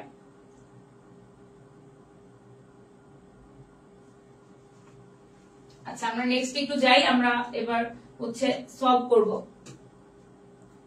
সিদ্ধান্ত প্রতীক, এটা তোমরা একটা স্ক্রিনশট নিয়ে দাও, স্ক্রিনশট নিয়ে রাখো, তোমরা দেখলেই বুঝবে। যেহেতু সময় কম, আমরা মানে আরো সামনের দিকে আগাই।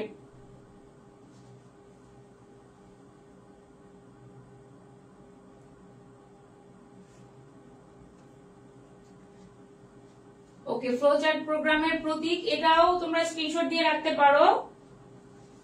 আমরা এটাও হচ্ছে আমাদের ফ্লোচার্টের অনেকেই একদম দেখা যাচ্ছে যে এখনো অব্দি কিছু পড়ো নাই, হ্যাঁ, তাদের ক্ষেত্রে একদম প্রাইমারি লেভেল থেকে শুরু করার জন্য হচ্ছে এগুলো আমার স্লাইডে রাখা। ফ্লোচার্টের ব্যবহার, যেটা আমরা একটু আগে বলে আসছি, ফ্লোচার্টের ব্যবহার কেন হয় এটা আমরা না যাই। ফ্লোচার্টের সুবিধা, যে কোনো কিছু ডিজাইন প্রোগ্রাম করার ক্ষেত্রে আমাদের ফ্লোচার্ট ব্যবহার করতে, এই দেখো, এটা আমরা সবাই চিনি, আমাদের সবার খুব পরিচিত একটা ফ্লোচার্ট। হ্যাঁ, আর অনেকবার পরীক্ষায় আসছে। আছে কি সেন্টিগ্রেড ও ফারেনহাইট তাপমাত্রা সম্পর্কে C/5 ইকুয়াল F/-32/9 সমীকরণ দ্বারা প্রকাশ করা হয় সেন্টিগ্রেডকে ফারেনহাইটে পরিবর্তন করার জন্য একটি অ্যালগরিদম ও ফ্লোচার্ট তৈরি করো। ওকে, এবার তোমরা একটু শোনো, সেটা হচ্ছে কি যে অ্যালগরিদম আর ফ্লোচার্ট অনেক সময় হয় কি যে আমাদের গ নাম্বারে এটা আসে। হ্যাঁ, বিশেষ করে হচ্ছে আমরা কিন্তু জানি যে আমাদের পঞ্চম অধ্যায় থেকে দুই সেট প্রশ্ন আসে। এক সেট প্রশ্ন আসে হচ্ছে তোমার প্রথম অংশ থেকে, আর এক সেট প্রশ্ন আসে হচ্ছে একদম তোমার হচ্ছে টোটালটা সি প্রোগ্রামিং এর উপরে আসে। তবে যদি তোমার মানে ব্যাড লাক হয় সেক্ষেত্রে দেখবে কি প্রথম যে সেট প্রশ্নটা হয় সেখানেও না কোডিং দিয়ে রাখছে। হ্যাঁ, তো আমরা একটু আগে অ্যালগরিদমটা করব। অ্যালগরিদমটা করতে পারলে তোমাদের ফ্লোচার্টটা ইজি হয়ে যাবে। যে কোনো কিছু শুরু করার আগে কি হয়, মানে যে কোনো কিছু করতে গেলে আমাদের আগে শুরু করতে হয়, তাহলে আমরা আগে কাজটা শুরু করব। তারপরে যেহেতু আমাদের এটাকে হচ্ছে আউটপুট কিসে হবে, সেন্টিগ্রেডে, সেক্ষেত্রে আমাদের সেন্টিগ্রেড তাপমাত্রা সি ইনপুট দিতে হবে, ইনপুট দিতে হবে সেন্টিগ্রেড তাপমাত্রা সি। ওকে, এরপরে হচ্ছে আমাদের যে সূত্রটা আছে F equal to 32 plus 9/5 equal to গুণ সি হিসাব করতে হবে। ফলাফল ফারেনহাইট তাপমাত্রা F আউটপুট আকারে প্রকাশ করতে হবে। কাজ শেষ। এখন দেখো স্টার্ট এর ক্ষেত্রে আমরা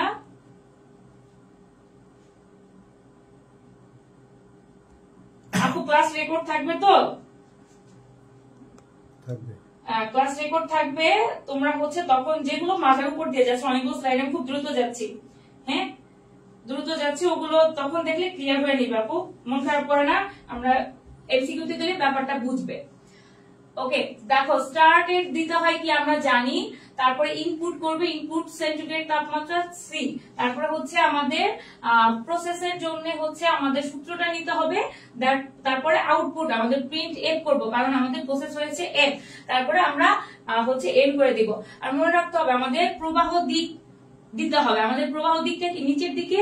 এই যে তোমরা ফ্লোচার্ট করলা তোমাদের সব হবে, বাট তোমাদের ভুল হয়ে যাবে কোথায় জানো? ভুল হয়ে যাবে যদি প্রবাহ দিকগুলি না দাও। প্রবাহ দিকগুলো না দিয়ে যদি তুমি হচ্ছে এগুলো শুধু পড়ে আসো, তুমি যত ভালোই লিখো পুরো নাম্বারটা কেটে দিবে। আচ্ছা, আমরা এগুলো প্র্যাকটিসের জন্য রেখেছিলাম, বাট আমাদের যেহেতু সময় কম, আমরা একটু স্ক্রিনশট নিয়ে রাখতে পারো অথবা প্র্যাকটিস করে আমাকে দেখাতে পারো। আমরা একটু এবার যাই প্রোগ্রাম ডিজাইন ও ডিবাগিং এ। হ্যাঁ, প্রোগ্রাম ডিজাইন ও ডিবাগিং এ প্রোগ্রাম মডেল রেখেছি আমরা। প্রোগ্রাম ডিবাগিংটা কি এটা আমরা একটু জানি। হ্যাঁ, প্রোগ্রামের ভুল ত্রুটি খুঁজে বের করা এবং সেটাকে সংশোধন করাকে হচ্ছে ডিবাগিং বলে। যেটা ভুল, যুক্তিযুক্ত ভুল ও সিনট্যাক্স ভুল এই ডিবাগিং এর মধ্যে অন্তর্ভুক্ত। এবার আসো আমরা আমরা রেফারেন্স হিসেবে এমসিকিউটা রেখেছি। চলো এবার আমরা এমসিকিউ সলভ করি। প্রোগ্রাম ভাষা কয়টি স্তরে ভাগ করা যায়? আমাকে একটু বলো, প্রোগ্রামের ভাষাকে কয়টি স্তরে ভাগ করা যায়? সবাই একটু জানাও, আপুকে জানাও, প্রোগ্রামের ভাষাকে কয়টি স্তরে ভাগ করা যায়? আপু মৌলিক সংখ্যাটা একটু করে দেন। আপু তুমি আমাকে নক করো, হ্যাঁ, আর যদি ক্লাসের শেষে সময় থাকে আমি মৌলিক সংখ্যাটা করাবো। অনেকেই হচ্ছে এখানে বুঝতে পারছে না, বিরক্ত হয়ে যাচ্ছে, এটা যেহেতু আমাদের পাবলিক প্ল্যাটফর্ম, দ্যাটস ওয়াই হচ্ছে আমরা একদম সময় দিতে পারছি না। হ্যাঁ,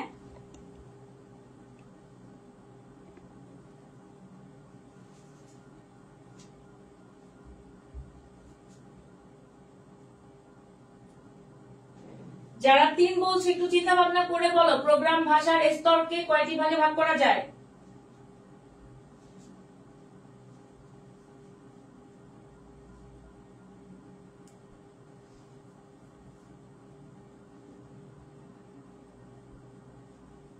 আচ্ছা, এরপরটা দেখি। যারা 3 বলেছো অ্যান্সার ঠিক আছে। আজকে ক্লাস ভালো হচ্ছে না ভাইয়া? তুমি কি মনোযোগ দিয়ে ক্লাস করেছো? একবারও মনোযোগ দিয়ে ক্লাস করেছো? তুমি আমার এমসিকিউর অ্যান্সার গুলি দাও, তুমি যদি প্রশ্ন করতে পারো, আমি যদি তোমাকে না বুঝাতে পারি, আমি তোমাকে পার্সোনালি বুঝাবো।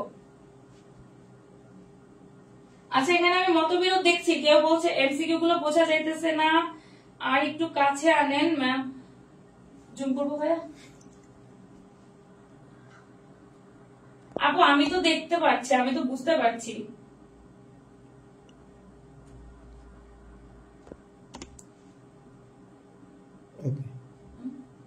আচ্ছা দেখি, কম্পিউটার প্রোগ্রামের ভাষায় সর্বনিম্ন স্তরের ভাষা কোনটি? কম্পিউটার প্রোগ্রামের সর্বনিম্ন স্তরের ভাষা কোনটি? আমরা সবাই জানি, অ্যান্সার করি। সময় দিব।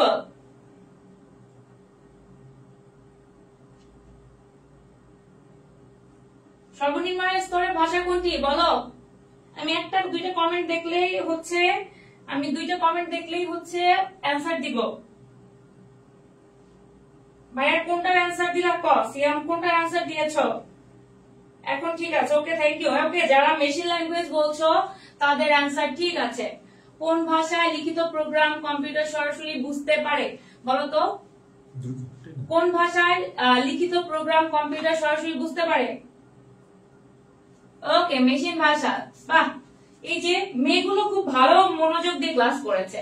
কোন ভাষা দিয়ে কম্পিউটারের মেমোরি অ্যাড্রেসের সঙ্গে সরাসরি সংযোগ সাধন করা সম্ভব? একটা কমেন্ট করো আমাকে।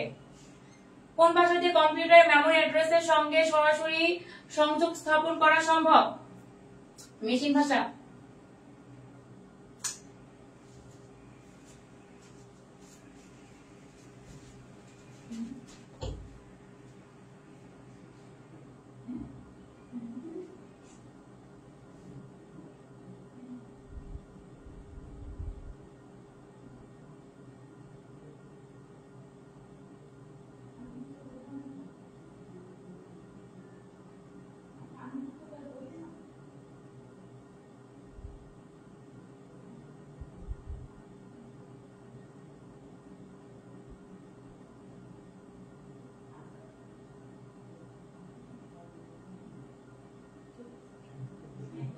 সময় তাহলে লাস্টে বলবে, না না, তোর সমস্যা।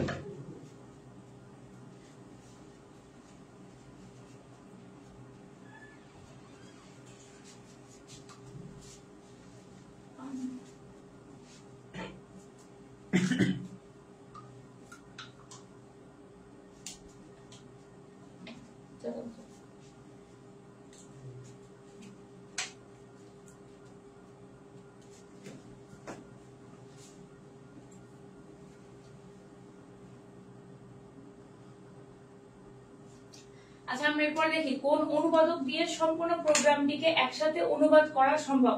কোন অনুবাদক দিয়ে সম্পূর্ণ প্রোগ্রামটিকে একসাথে অনুবাদ করা সম্ভব? অবশ্যই তোমার কম্পাইলার। এরপরে হচ্ছে উৎস প্রোগ্রামকে একত্রে বস্তু প্রোগ্রামে রূপান্তরিত করে কোনটি? উৎস প্রোগ্রামকে অর্থাৎ সোর্স প্রোগ্রামকে বস্তু প্রোগ্রামে রূপান্তর করে কোনটি? আমাকে এটা একটু বলো।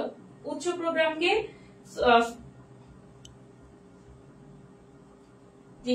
ঠিক আছে, যারা আনসার করছো ধন্যবাদ।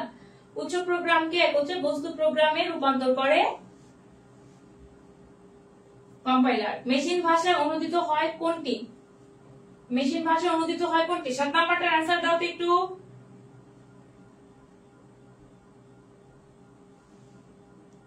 কোনটার অপশন দেখা যাচ্ছে না?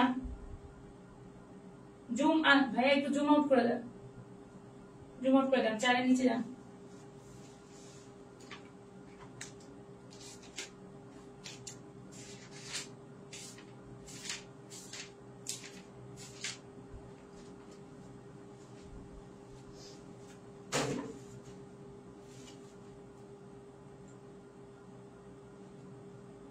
হয়েছে?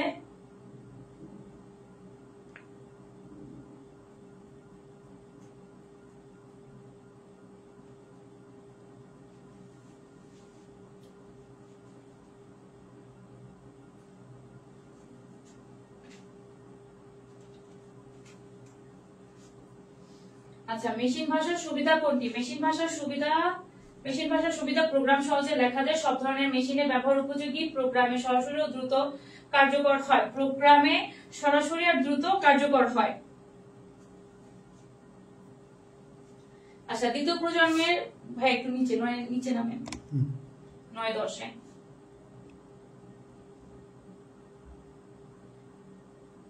সাতের উত্তর কোনটা? ভাই সাতের উত্তর দেখো, মেশিন ভাষা অনুদিত হয় কোনটি? Operation code. হ্যাঁ, ঘ নাম্বারটা সাতের উত্তর। 9-10 দেখো সবাই একটু, যে দ্বিতীয় প্রজন্মের ভাষা কোনটি? দ্বিতীয় প্রজন্মের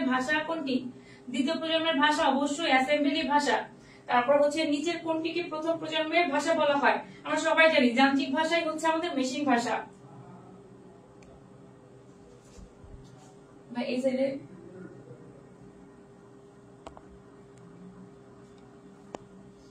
আচ্ছা আমরা এরপরে 11 নম্বরটা কি দেখতে পাচ্ছি? 11 নম্বরটা আমরা দেখি, আমার এখানে স্লো দেখাচ্ছে। ওকে, নিচে কোন ভাষায় প্রোগ্রাম তৈরি করলে তা নির্ভর করতে কম সময় লাগে? নিচে কোন ভাষায়? ওকে 10-এর, জি ভাইয়া 10-এর ক হবে।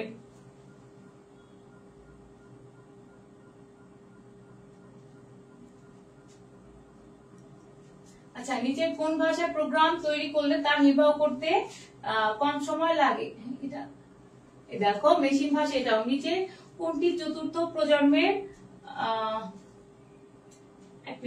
সরি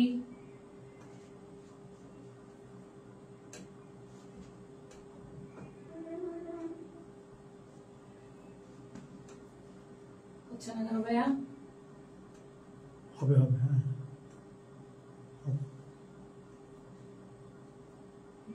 আচ্ছা, নিচের কোনটি চতুর্থ প্রজন্মের ভাষা? নিচের কোনটি চতুর্থ প্রজন্মের ভাষা এটা একটু আমাকে বলো তো, আমি একটু জানাও। 12, জি। আচ্ছা 12-এর একটা অ্যান্সার পেয়েছি।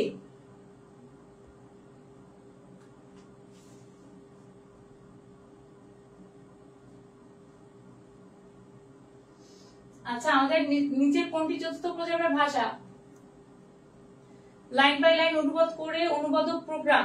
লাইন বাই লাইন অনুবাদ করে কোন অনুবাদক প্রোগ্রাম? আমরা জানি কম্পাইলার হচ্ছে পুরোটা প্রোগ্রাম করে, আর লাইন বাই লাইন প্রোগ্রাম করে হচ্ছে ইন্টারপ্রেটার। নিচে কোনটি ইন্টারপ্রেটার? এটা কি বলতে পারবে? দেখো তো এখানে লাস্টে দুইটা আছে ল্যাঙ্গুয়েজ, জাভা আর এলগল।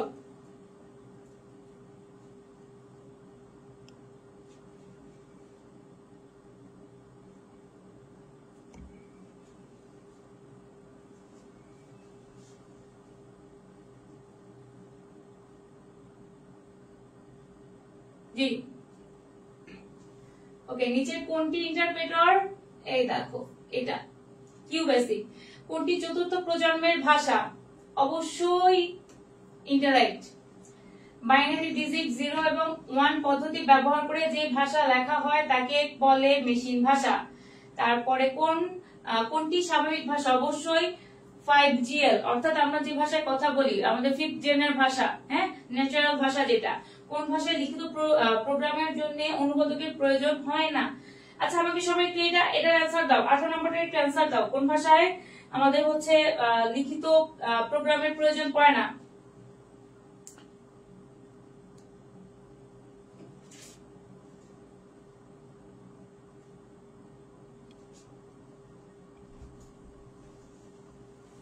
আমাদের মেশিন ভাষায় লিখিত প্রোগ্রামের প্রয়োজন পড়ে না।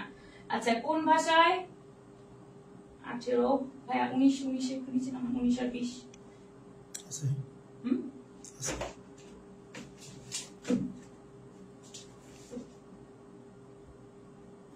আচ্ছা কোন ভাষায় হার্ডওয়্যার নিয়ন্ত্রণের পাশাপাশি উচ্চ স্তরের ভাষার সুবিধা পাওয়া যায়? কোনটায় পাওয়া যায়? তোমরা কি এটা কেউ বলতে পারবা? বই যদি কেউ রিডিং পড়ে থাকো তাহলে অবশ্যই বলতে পারবা। 18 খয়ের অ্যান্সার যারা দিয়েছো হয়েছে, থ্যাংক ইউ। আচ্ছা কোন ভাষা হার্ডওয়্যার নিয়ন্ত্রণের পাশাপাশি উচ্চ স্তরের ভাষার সুবিধা পাওয়া যায়? সেটা হচ্ছে আমাদের সি ভাষা। এটা মধ্যম স্তরের ভাষা। মধ্যম স্তরের ভাষায় আমরা প্রথম স্তর আর দ্বিতীয় মানে নিম্ন স্তর আর উচ্চ স্তরের ভাষার মিডলের যে সুবিধাটা সেটা পাই, হ্যাঁ। তারপরে হচ্ছে আমরা দেখি ইন্টারফেস কোন প্রোগ্রামিং মডেলের বৈশিষ্ট্য। এটা মোটামুটি বেশ কয়েকবার আসছে, এটা একটু বেশ কয়েকটা বইতেই কিন্তু এটা নেই, হ্যাঁ। তো এটা একটু মনে রাখবা যে অবজেক্ট ওরিয়েন্টেড প্রোগ্রামিং অ্যান্সারটা হবে। ইনহেরিটেন্স কোন প্রোগ্রামিং মডেলের বৈশিষ্ট্য? এটা হবে হচ্ছে অবজেক্ট ওরিয়েন্টেড প্রোগ্রামিং। আচ্ছা আমরা নেক্সট স্লাইডে যাচ্ছি।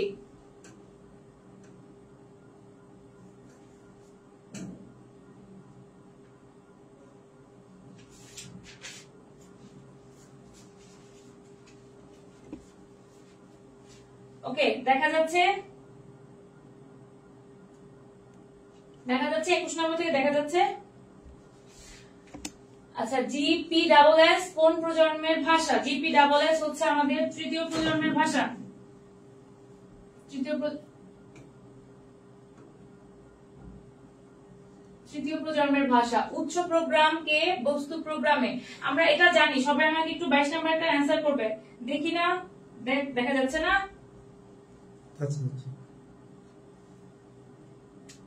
আচ্ছা, আমরা এটা করে দেখি। উচ্চ প্রোগ্রামকে হচ্ছে কম্পাইলার বস্তু প্রোগ্রামে রূপান্তর করে। এটা আমরা একটু আগে বেশ কত সময় পড়ে এসেছি।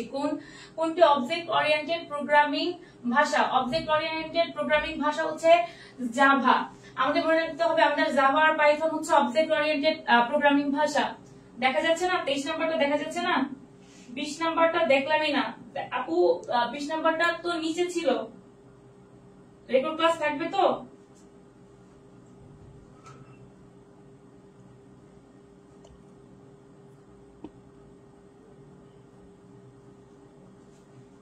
জুমটা একটু কমাই দিব, জুমটা একটু কমাই দিব। আচ্ছা আচ্ছা, আমরা এবার একটু দেখি যে সাংকেতিক চিহ্ন দিয়ে লিখিত ভাষা কোনটি? সাংকেতিক চিহ্ন দিয়ে লিখিত ভাষা অ্যাসেম্বলি ভাষা। প্রোগ্রাম কোডিং এর পূর্ববর্তী ধাপ কোনটি? প্রোগ্রাম কোডিং এ আমরা জানি প্রোগ্রাম কোডিং এর পূর্ববর্তী মানে অবশ্যই কিন্তু পরবর্তী বলে না, পূর্ববর্তী বলতে বুঝাইছে আগের ধাপ কোনটা। এটা একটু বলো তো, এটা একটু বলো।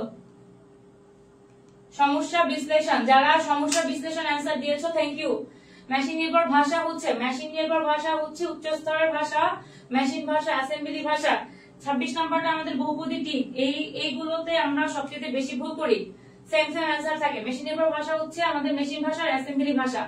মধ্যম স্তরের ভাষার বৈশিষ্ট্য হচ্ছে সহজে হার্ডওয়্যারকে নিয়ন্ত্রণ করা যায়, এতে উচ্চ স্তরের ভাষারও সুবিধা পাওয়া যায়, মেশিন নির্ভরশীল। সেক্ষেত্রে আমরা জানি যে মধ্যম স্তরের ভাষাটা মেশিন নির্ভরশীল না। 27-এর উত্তরটা হবে ক, সহজে হার্ডওয়্যারকে নিয়ন্ত্রণ করা যায়, এতে উচ্চ স্তরের ভাষারও সুবিধা পাওয়া যায়। জি, যে পিয়াল এসে সালাম দিছো, ওয়ালাইকুম আসসালাম ভাইয়া, এতক্ষণ কোথায় ছিলা? আচ্ছা, এবার একটু দেখি আমাদের একটা প্রশ্ন, এটা বইতে পাবা কিনা আমি জানি না। কুয়েরি ভাষার উদাহরণ, কুয়েরি ভাষার উদাহরণ কোনটা? দেখি তো কেউ বলতে পারো কিনা। 28 নাম্বারটা।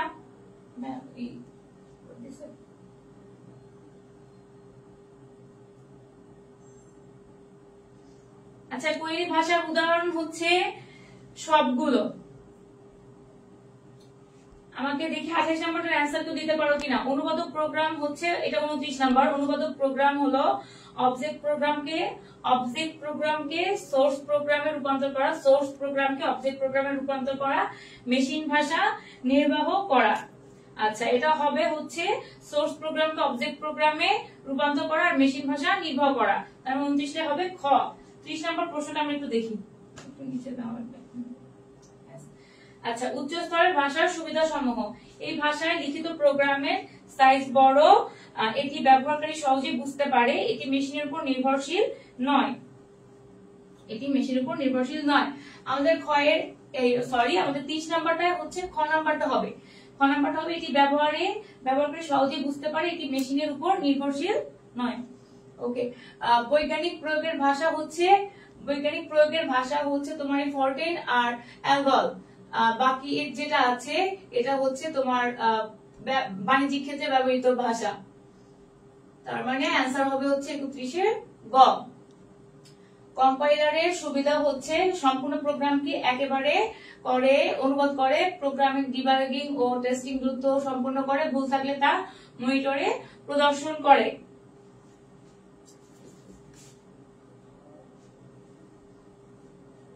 আচ্ছা, কম্পাইলারের সম্পূর্ণ প্রোগ্রাম একেবারে অনুবাদ করার, ভুল থাকলে তা মনিটরে প্রদর্শন করে। এটা গেল। বিট বাইট মেমোরি অ্যাড্রেস নিয়ে কাজ করে, মেশিন ভাষা, মধ্যস্তরের ভাষা আর হচ্ছে উচ্চ স্তরের ভাষা। উচ্চ স্তরের ভাষা কোনো মেমোরি বা বিট বাইট নিয়ে কাজ করে না, তার মানে অ্যান্সার হবে হচ্ছে মেশিন ভাষা, মধ্যস্তরের ভাষা। ওকে, আচ্ছা, প্রোগ্রাম লিখতে মেশিন ভাষা ব্যবহার করা হলে প্রোগ্রাম পরিবর্তন করা কষ্টসাধ্য হয়, দক্ষ প্রোগ্রাম প্রয়োজন, প্রোগ্রাম দ্রুত নির্বাহ হয় না। আমাদের এটা অ্যান্সার হবে ক, 34-এর ক হবে, কারণ প্রোগ্রাম মেশিন ভাষাতে বেশ সময় সাপেক্ষ। আচ্ছা, এরপর আমরা দেখি আমি একটি প্রোগ্রাম রচনা করলো যা মানুষের পক্ষে বোঝা সহজ এবং তা কোনো কম্পিউটার উপর নির্ভরশীল নয়। উদ্দীপক উল্লিখিত প্রোগ্রামটি কোন ভাষায় লিখিত? উচ্চ স্তরের। উচ্চ স্তরের ভাষা হবে, কারণ মানুষের পক্ষে বোঝা সহজ, এটা উচ্চ স্তরের ভাষা। ওকে, 35 নাম্বার আমরা একটু দেখি 35 নাম্বারটা অ্যান্সার করবে। উদ্দীপক উল্লেখিত প্রোগ্রামটি অনুবাদ করার জন্য যে অনুবাদক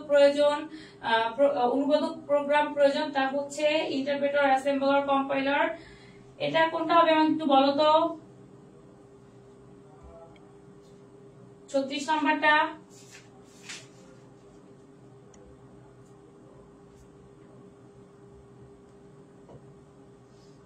নাম্বারটা কম্পাইলার হবে। তারপরে জাকির একটি প্রোগ্রাম রচনা করলো এবং প্রোগ্রামটি নির্বাহ করার পর সব ভুলগুলো একসাথে দেখা গেল। অনুবাদক প্রোগ্রামটি হচ্ছে, আমরা জানি কি সবগুলো প্রোগ্রাম এর ভুল যখন একসাথে দেখা যায় সেটা হচ্ছে কম্পাইলার। 37 এর ক হবে। দেখি 38 এ আছে কি অনুবাদক প্রোগ্রামটির বৈশিষ্ট্য। আমরা পরবর্তী স্লাইডে চলে যাব।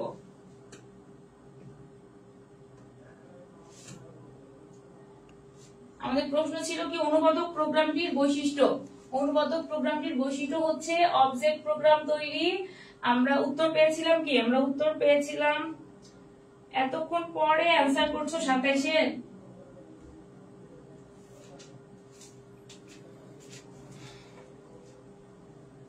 আচ্ছা, অবজেক্ট প্রোগ্রাম তৈরি হবে, সম্পূর্ণ প্রোগ্রাম একসাথে অনুবাদ করে, লাইন বাই লাইন অনুবাদ করে। আমাদের অ্যান্সার ছিল হচ্ছে কম্পাইলার। তো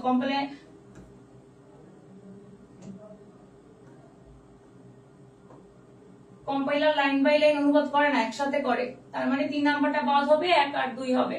নিচের কোন বিজ্ঞানীর নাম থেকে অ্যালগরিদম নামটি এসেছে? এটা আমরা ক্লাসে পড়েছিলাম। আল খারিজিমি, উনি হচ্ছে একজন মুসলিম গণিতবিদ। অ্যালগরিদম হচ্ছে ধাপে ধাপে সমস্যা সমাধান করার পদ্ধতি।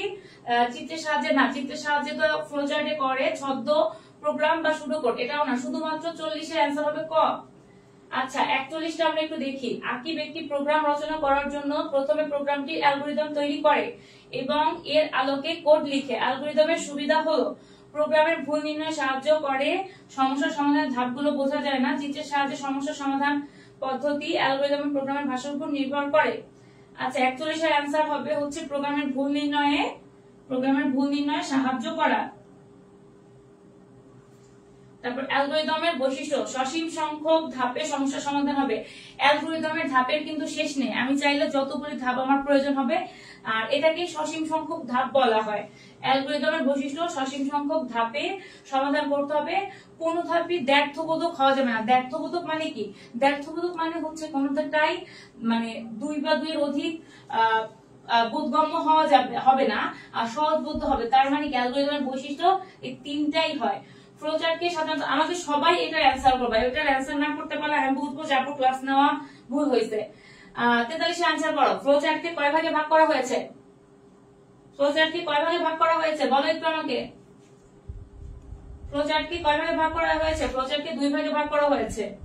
আচ্ছা, নিচে যেটা চিহ্ন আছে এটা আমাদের ফ্লোচার্ট ব্যবহার করার সময় ব্যবহার করা হয়। আমরা জানি যে বক্সি শেপ যেটা ব্যবহার করা হয়, এরকম বক্স শেপ যেটা, এটা ব্যবহার করা হয় প্রসেসের ক্ষেত্রে। আর দেখবা কি যখন আমরা বক্স শেপের পরে এই পাশে 2টা দাগ দিচ্ছি, আবার বক্সের মধ্যে আবার 2টা দাগ করছি, এটা হচ্ছে আমাদের পূর্ব নির্ধারিত প্রসেসের ক্ষেত্রে। তার মানে হচ্ছে পূর্ব নির্ধারিত প্রক্রিয়াকরণ। হ্যাঁ, প্রক্রিয়াকরণের ইংলিশ তো প্রসেস, আমরা সবাই জানি। আর এই দেখো 45 নাম্বার, উদ্দীপকের চিহ্নটি কি কাজে ব্যবহার করা হয়? এটা অনেকের বইতে উত্তরটা ভুল পাবা, প্রক্রিয়াকরণ উত্তর দেওয়া আছে, বাট না, এটা কিন্তু আমাদের এই চিহ্নটা আমাদের হচ্ছে মানে দেখতে অনেকটা সামুদ্রিকের মতো না। এটা কিন্তু তোমার ব্যবহার করা হয় ডেটা ইনপুট আর আউটপুটের ক্ষেত্রে। প্রক্রিয়াকরণের ক্ষেত্রে বক্স হিসেবটা ব্যবহার করা হয়। ওকে, এটা উদ্দীপকের চিহ্নটি কি কাজে ব্যবহৃত হয়? কে বলতে পারবে? এটা একটা অ্যান্সার করো। হ্যাঁ, এটা কিন্তু আমাদের সিস্টেম ফ্লোচার্টে ব্যবহার করার একটা চিহ্ন। এটা কিন্তু আমাদের প্রোগ্রাম ফ্লোচার্টে ব্যবহার হয় না, সিস্টেম ফ্লোচার্টে ব্যবহার করা হয়। এটার অ্যান্সার যে দিতে পারবে আমি বুঝবো যে সে একদম আইসিটি ডিপ থেকে পড়েছে। এই যে চিহ্নটা, উদ্দীপক চিহ্নটি কোন কাজে ব্যবহার করা হয়? এটাকে সামিং জাংশন বলে। এটা আমাদের সিস্টেম ফ্লোচার্টে ব্যবহার করা হয়, নট হচ্ছে তোমার প্রোগ্রাম ফ্লোচার্ট। তারপর একই কাজ একাধিকবার সম্পাদন করতে আমাদের কোন স্ট্রাকচার ব্যবহার করা হয়? এটার অ্যান্সার পারলে কেউ করো। 47 এর অ্যান্সারটা করো। এটা হচ্ছে আবর্তন গঠন হবে। তারপরে ফ্লো চার্টে এই যে সাইন আছে, গোল একটা সাইন, এই প্রতীকটির অর্থ কি? এটার অর্থ হচ্ছে সংযোগ, কানেক্টর বলে এটাকে। কি বলে? কানেক্টর।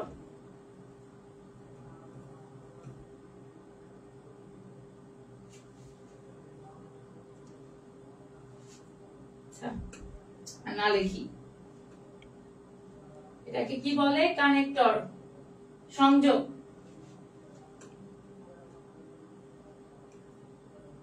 ওকে, আবার ক্লিক করো, এখানে ক্লিক করো। ওকে, আবার করো। ওকে, প্রোগ্রামে এই যে সাইনটা আছে, এই চিহ্নটি দ্বারা কি বোঝানো হয় এটা বলতে পারবা কেউ? এটা কিন্তু অবশ্যই প্রোভাইড দিক না। প্রোভাইড দিকগুলো সব সময় হচ্ছে আমাদের যে তীর চিহ্নটা, আমরা এই যে সাইনগুলো ব্যবহার করি, এটা যেদিকেই হোক আমরা, এটা হচ্ছে প্রোভাইড দিক। আর এই যেটা, এটা হচ্ছে আমাদের টিকা সাইন, টিকা চিহ্ন। এই চিহ্নটা দ্বারা আমাদের টিকা সাইন ব্যবহার করা হয়। ডায়মন্ড শেপের এটা হচ্ছে আমাদের যে কোনো কিছু ডিসিশন গ্রহণে, মানে সিদ্ধান্ত গ্রহণে ব্যবহার করা হয়। ওকে, প্রোগ্রাম ফ্লোচার্টে প্রক্রিয়াকরণে কোন প্রতীকটি ব্যবহার করা হয়? আমাকে সবাই 51 নম্বরটার অ্যানসার করো। আমি এটার উত্তর নিজে পড়ে দিব। 51 নম্বরটার অ্যানসার করো। আমাদের প্রক্রিয়াকরণে কোনটা ব্যবহার করা হয়? প্রক্রিয়াকরণে এই যে খটা, ভুলেও কেউ এই দুটা গোলাবা না। তারপর আছে কি, বক্স হিসেবে একটা দেওয়া আছে, চিহ্ন দ্বারা প্রোগ্রামের কি বোঝানো হয়? এটা দ্বারা প্রোগ্রামের প্রক্রিয়াকরণ বোঝানো হয়। তারপর এই যে যেটা দেখো 53 নাম্বারটা, এটাও দেখি কে অ্যানসার করতে পারো। 53 নাম্বারটা কে অ্যানসার করতে পারো দেখি একটু। যে চিহ্ন দ্বারা প্রোগ্রামিং এ কি বোঝানো হয়? এই চিহ্ন দ্বারা প্রোগ্রামিং এ বোঝানো হয় কি? এটাও সিস্টেম প্রোগ্রামিং এর অংশ, এটাও সিস্টেম ফ্লোচার্টের অংশ। এটা দ্বারা ডকুমেন্টেশন বোঝানো হয়। তারপরে আমরা বহুপদীটা একটু পড়ি, যে বহুপদী কি বলছে? এই সাইন উদ্দীপকের চিহ্নটি ফ্লোচার্টে যে অর্থ প্রকাশ করে, এটা হচ্ছে কাজ শুরু বা শেষ। এটা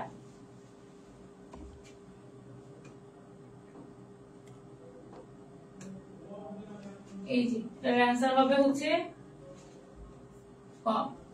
তারপরে দেখো একটা ফ্লোচার্ট দেওয়া আছে, উদ্দীপকের চিত্রের এই সাইন, এই প্রতীকটির অর্থ, এটা ইনপুট আর আউটপুট, তার মানে এটা অ্যানসার হবে হচ্ছে ক। ফ্লোচার্টে এই চিহ্নটির অর্থ কি? এই চিহ্নটির অর্থ কি? তোমরা আমরা একটু অ্যানসার করো। 56 নম্বরে একটু অ্যানসার করবে। এই চিহ্নটার অর্থ কি? এই চিহ্নটার অর্থ। তারপর দেখি আমরা প্রোগ্রাম তৈরিতে প্রোগ্রাম ডিজাইনের পরবর্তী ধাপ কোনটি? প্রোগ্রাম তৈরিতে প্রোগ্রাম ডিজাইনের পরবর্তী ধাপ কোনটি? আমরা সবাই জানি এটা প্রোগ্রাম কোডিং। প্রোগ্রামের ভুলকে কয় ভাগে ভাগ করা যায়? প্রোগ্রামের, আমরা এটা একটু মনে রাখবো, প্রোগ্রামের ভুলকে 3 ভাগে ভাগ করা যায়। হ্যাঁ, প্রোগ্রামের ভুলকে 3 ভাগে ভাগ করা যায়। ডাটা এরর, লজিক্যাল এরর আর সিনট্যাক্স এরর, 3 ভাগে ভাগ করা যায়। তারপর প্রোগ্রাম ডিজাইন ধাপে কোন বিষয়টি অন্তর্ভুক্ত থাকে? প্রোগ্রাম ডিজাইন ধাপে কোন বিষয়টি অন্তর্ভুক্ত থাকে? সবগুলো, input design, output design, input ও আউটপুটের মধ্যে সম্পর্ক সবগুলি থাকে। প্রোগ্রাম ডিজাইনের টুলস হচ্ছে, প্রোগ্রাম ডিজাইনের টুলস ও সবগুলি, অ্যালগরিদম, ফ্লোচার্ট, সুডোকোড সবগুলো। তারপরে হচ্ছে প্রোগ্রাম বাস্তবায়নের কাজ কি? প্রোগ্রাম বাস্তবায়নের কাজ হচ্ছে এইটা, একটু বলো তো, একদম শেষে একটা দেওয়া ছিল, একদম শেষে দেওয়া ছিল, আমাকে একটু বলো সবাই, একদম শেষে এটার অ্যানসারটা একটু করো।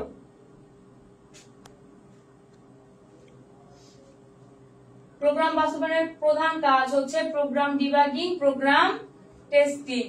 ওকে, অবজেক্ট ওরিয়েন্টেড প্রোগ্রাম এর বৈশিষ্ট্য, অবজেক্ট ওরিয়েন্টেড প্রোগ্রামের বৈশিষ্ট্য এনক্যাপসুলেশন, পলিমরফিজম, ইনহেরিটেন্স। এটার অ্যানসার কে করতে পারবা? এটা দেখবা সবার বইয়ের একেবারে দ্বিতীয় অংশের একেবারে শেষের দিকে আছে।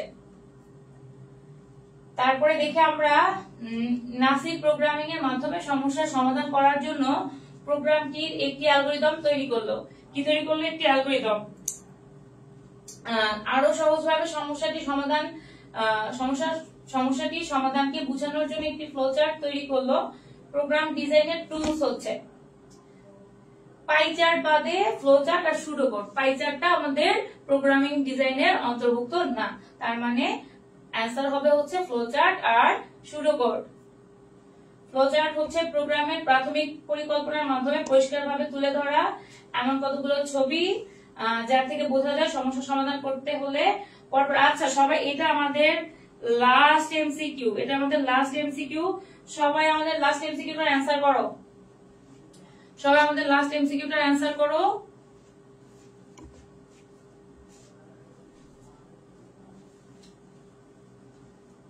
সবাই আমাদের লাস্ট এমসিকিউটার অ্যানসার কত? আর কতক্ষণ?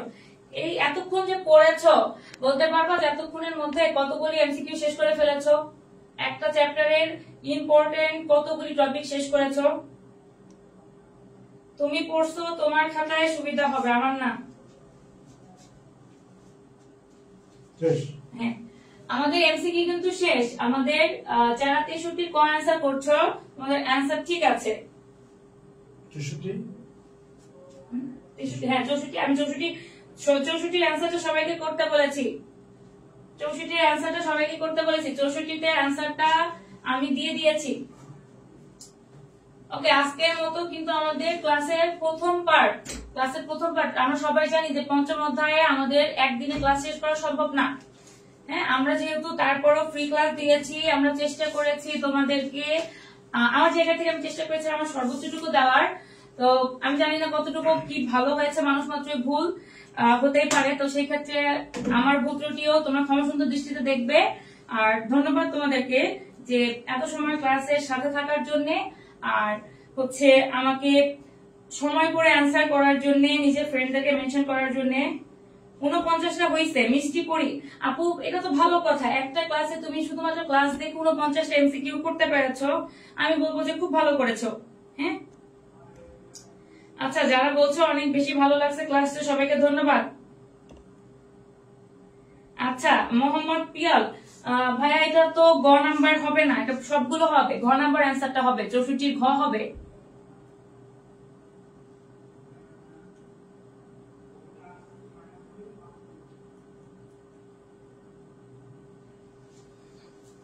ওকে, তো ম্যাডাম কেমন পড়িয়েছে তোমাদের ক্লাস দেখে বুঝা যাচ্ছে ম্যাডাম খুব ভালো পড়িয়েছেন, আর তোমরাও অনেকক্ষণ ছিল ক্লাসে, দ্যাটস ভেরি গুড। আমরা এইভাবে আইসিটি এবং বাংলা বিষয় কিন্তু নিয়মিত ক্লাস দিব, যেগুলো তোমাদের জন্য অনেক অনেক বেশি কাজে লাগবে। তো তোমরা নিয়মিত কিন্তু ক্লাসগুলো করবা। আর আজকে তো আইসিটি ক্লাস হচ্ছে, আমরা আবারও ক্লাস নিব। কবে ক্লাস হবে সেটা আমি তোমাদেরকে জানিয়ে দিব। আর একটা খবর তোমাকে দিয়ে রাখি, আগামীকাল শনিবার সন্ধ্যা 7টায় ইংরেজি ক্লাস হবে, আমি ইমন স্যার নিব। আমাদের এখন মিশন থাকবে প্রত্যেক টপিকে প্রত্যেক ক্লাসে 10 মার্ক কনফার্ম করা। অর্থাৎ আগামীকালকের ফ্রি ক্লাসে আমরা সেন্টেন্স কানেক্টরস, আবার বলছি সেন্টেন্স কানেক্টরস এবং মডিফায়ার্স, যে কোনো একটার উপরে আমরা 50টা এমসিকিউ সলভ করব। আবার বলছি, কয়টা এমসিকিউ? 50টা এমসিকিউ, যেগুলো দিয়ে তুমি 100% 10 মার্ক পেয়ে যাবে। অর্থাৎ আমাদের প্রত্যেকটা ক্লাসে একটা নং কাভার, প্রত্যেকটা ক্লাসে একটা নং কাভার হয়ে যাবে ইনশাআল্লাহ আগামীকাল সন্ধ্যা 7টায়। আর আমরা আজকে রাত 9টা থেকে কিন্তু আমাদের পেইড ব্যাচের ক্লাস শুরু করতেছি, যেই ব্যাচে আমরা এইচএসসি 2025-26 শিক্ষার্থীদের ইংরেজি A to Z পাশাপাশি কিন্তু আমরা বাংলা এবং আইসিটির ক্লাস কিন্তু দিব। তো তোমরা যারা ভর্তি হয়েছে দ্যাটস ভেরি গুড, যারা ভর্তি হওনি তারা দ্রুত ভর্তি হয়ে যাবে, ঠিক আছে? তাহলে সবাই ভালো থাকবা। আবারও বলে দিচ্ছি, এই 50 দিনে কিভাবে শেষ করতে হবে সেই স্ট্র্যাটেজি আমি দিব, সেভাবে পড়াবো। ইংরেজি প্রথম পত্র, ইংরেজি দ্বিতীয় পত্র, লিখিত পাঠ সবকিছুর উপরে ইনশাআল্লাহ ভালো করে কমপ্লিট করা হবে। সাথে বাংলা আইসিটি সম্পূর্ণ ফ্রি। ভর্তি হওয়ার জন্য আমাদের ডেসক্রিপশনে কিন্তু কি বলতো তথ্য দেওয়া আছে, সেই নাম্বারে 510 টাকা বিকাশ করে নক দাও। আমরা কিন্তু জাস্ট 9টায় ক্লাস শুরু করবো আজকে। যারা ভর্তি হয়নি এখনই দ্রুত, এই 10-15-20 মিনিট সময় আছে, এর মধ্যে বিকাশ করে বা নগদ করে নক দাও। ওকে, তো সবার জন্য অনেক শুভকামনা থাকবে, দোয়া থাকবে। আলহামদুলিল্লাহ ক্লাসটা ভালো ছিল, থ্যাংক ইউ স্যার। কানেক্টরস এর ক্লাস মোস্ট ইম্পর্টেন্ট স্যার। হ্যাঁ, কানেক্টরস এর ক্লাস নিয়ে সেন্টেন্স কানেক্টর নিয়ে। আচ্ছা বলো তোমরা কোনটা করতে চাও, মডিফায়ার নাকি সেন্টেন্স কানেক্টরস? একটু বলো তো আমাকে, মডিফায়ার নিব নাকি সেন্টেন্স কানেক্টরস নিব? একটু বলো তো আমাকে, সব একটু বলো। আমি অনেক খারাপ ছাত্র। ওকে, আচ্ছা, ওকে ম্যাম জাস্ট ওয়াও। আচ্ছা ম্যাম জাস্ট ওয়াও, ম্যাম তোমাদের কারো বড় বোন, ম্যাম তোমাদের কারো আপু, সো এখানে আমাদের ছোট বোন। সো ওয়াও ম্যাম থাকো, কিন্তু আমাদের ম্যামের পড়া কি ওয়াও, এটা হলো গুরুত্বপূর্ণ বিষয়। এবং ভালো কিছু যদি আমরা পাই, দ্যাটস দ্য ভেরি গুড। ওকে, আচ্ছা, ওকে ম্যাম কিউট আছে, ঠিক আছে, এগুলো বলার দরকার নেই, তুমি দেখতেই পাচ্ছ ম্যাম কি কিউট নাকি আগলি দেখতে। আচ্ছা আচ্ছা, ওকে, তাহলে এবার আমরা হচ্ছে আমাদের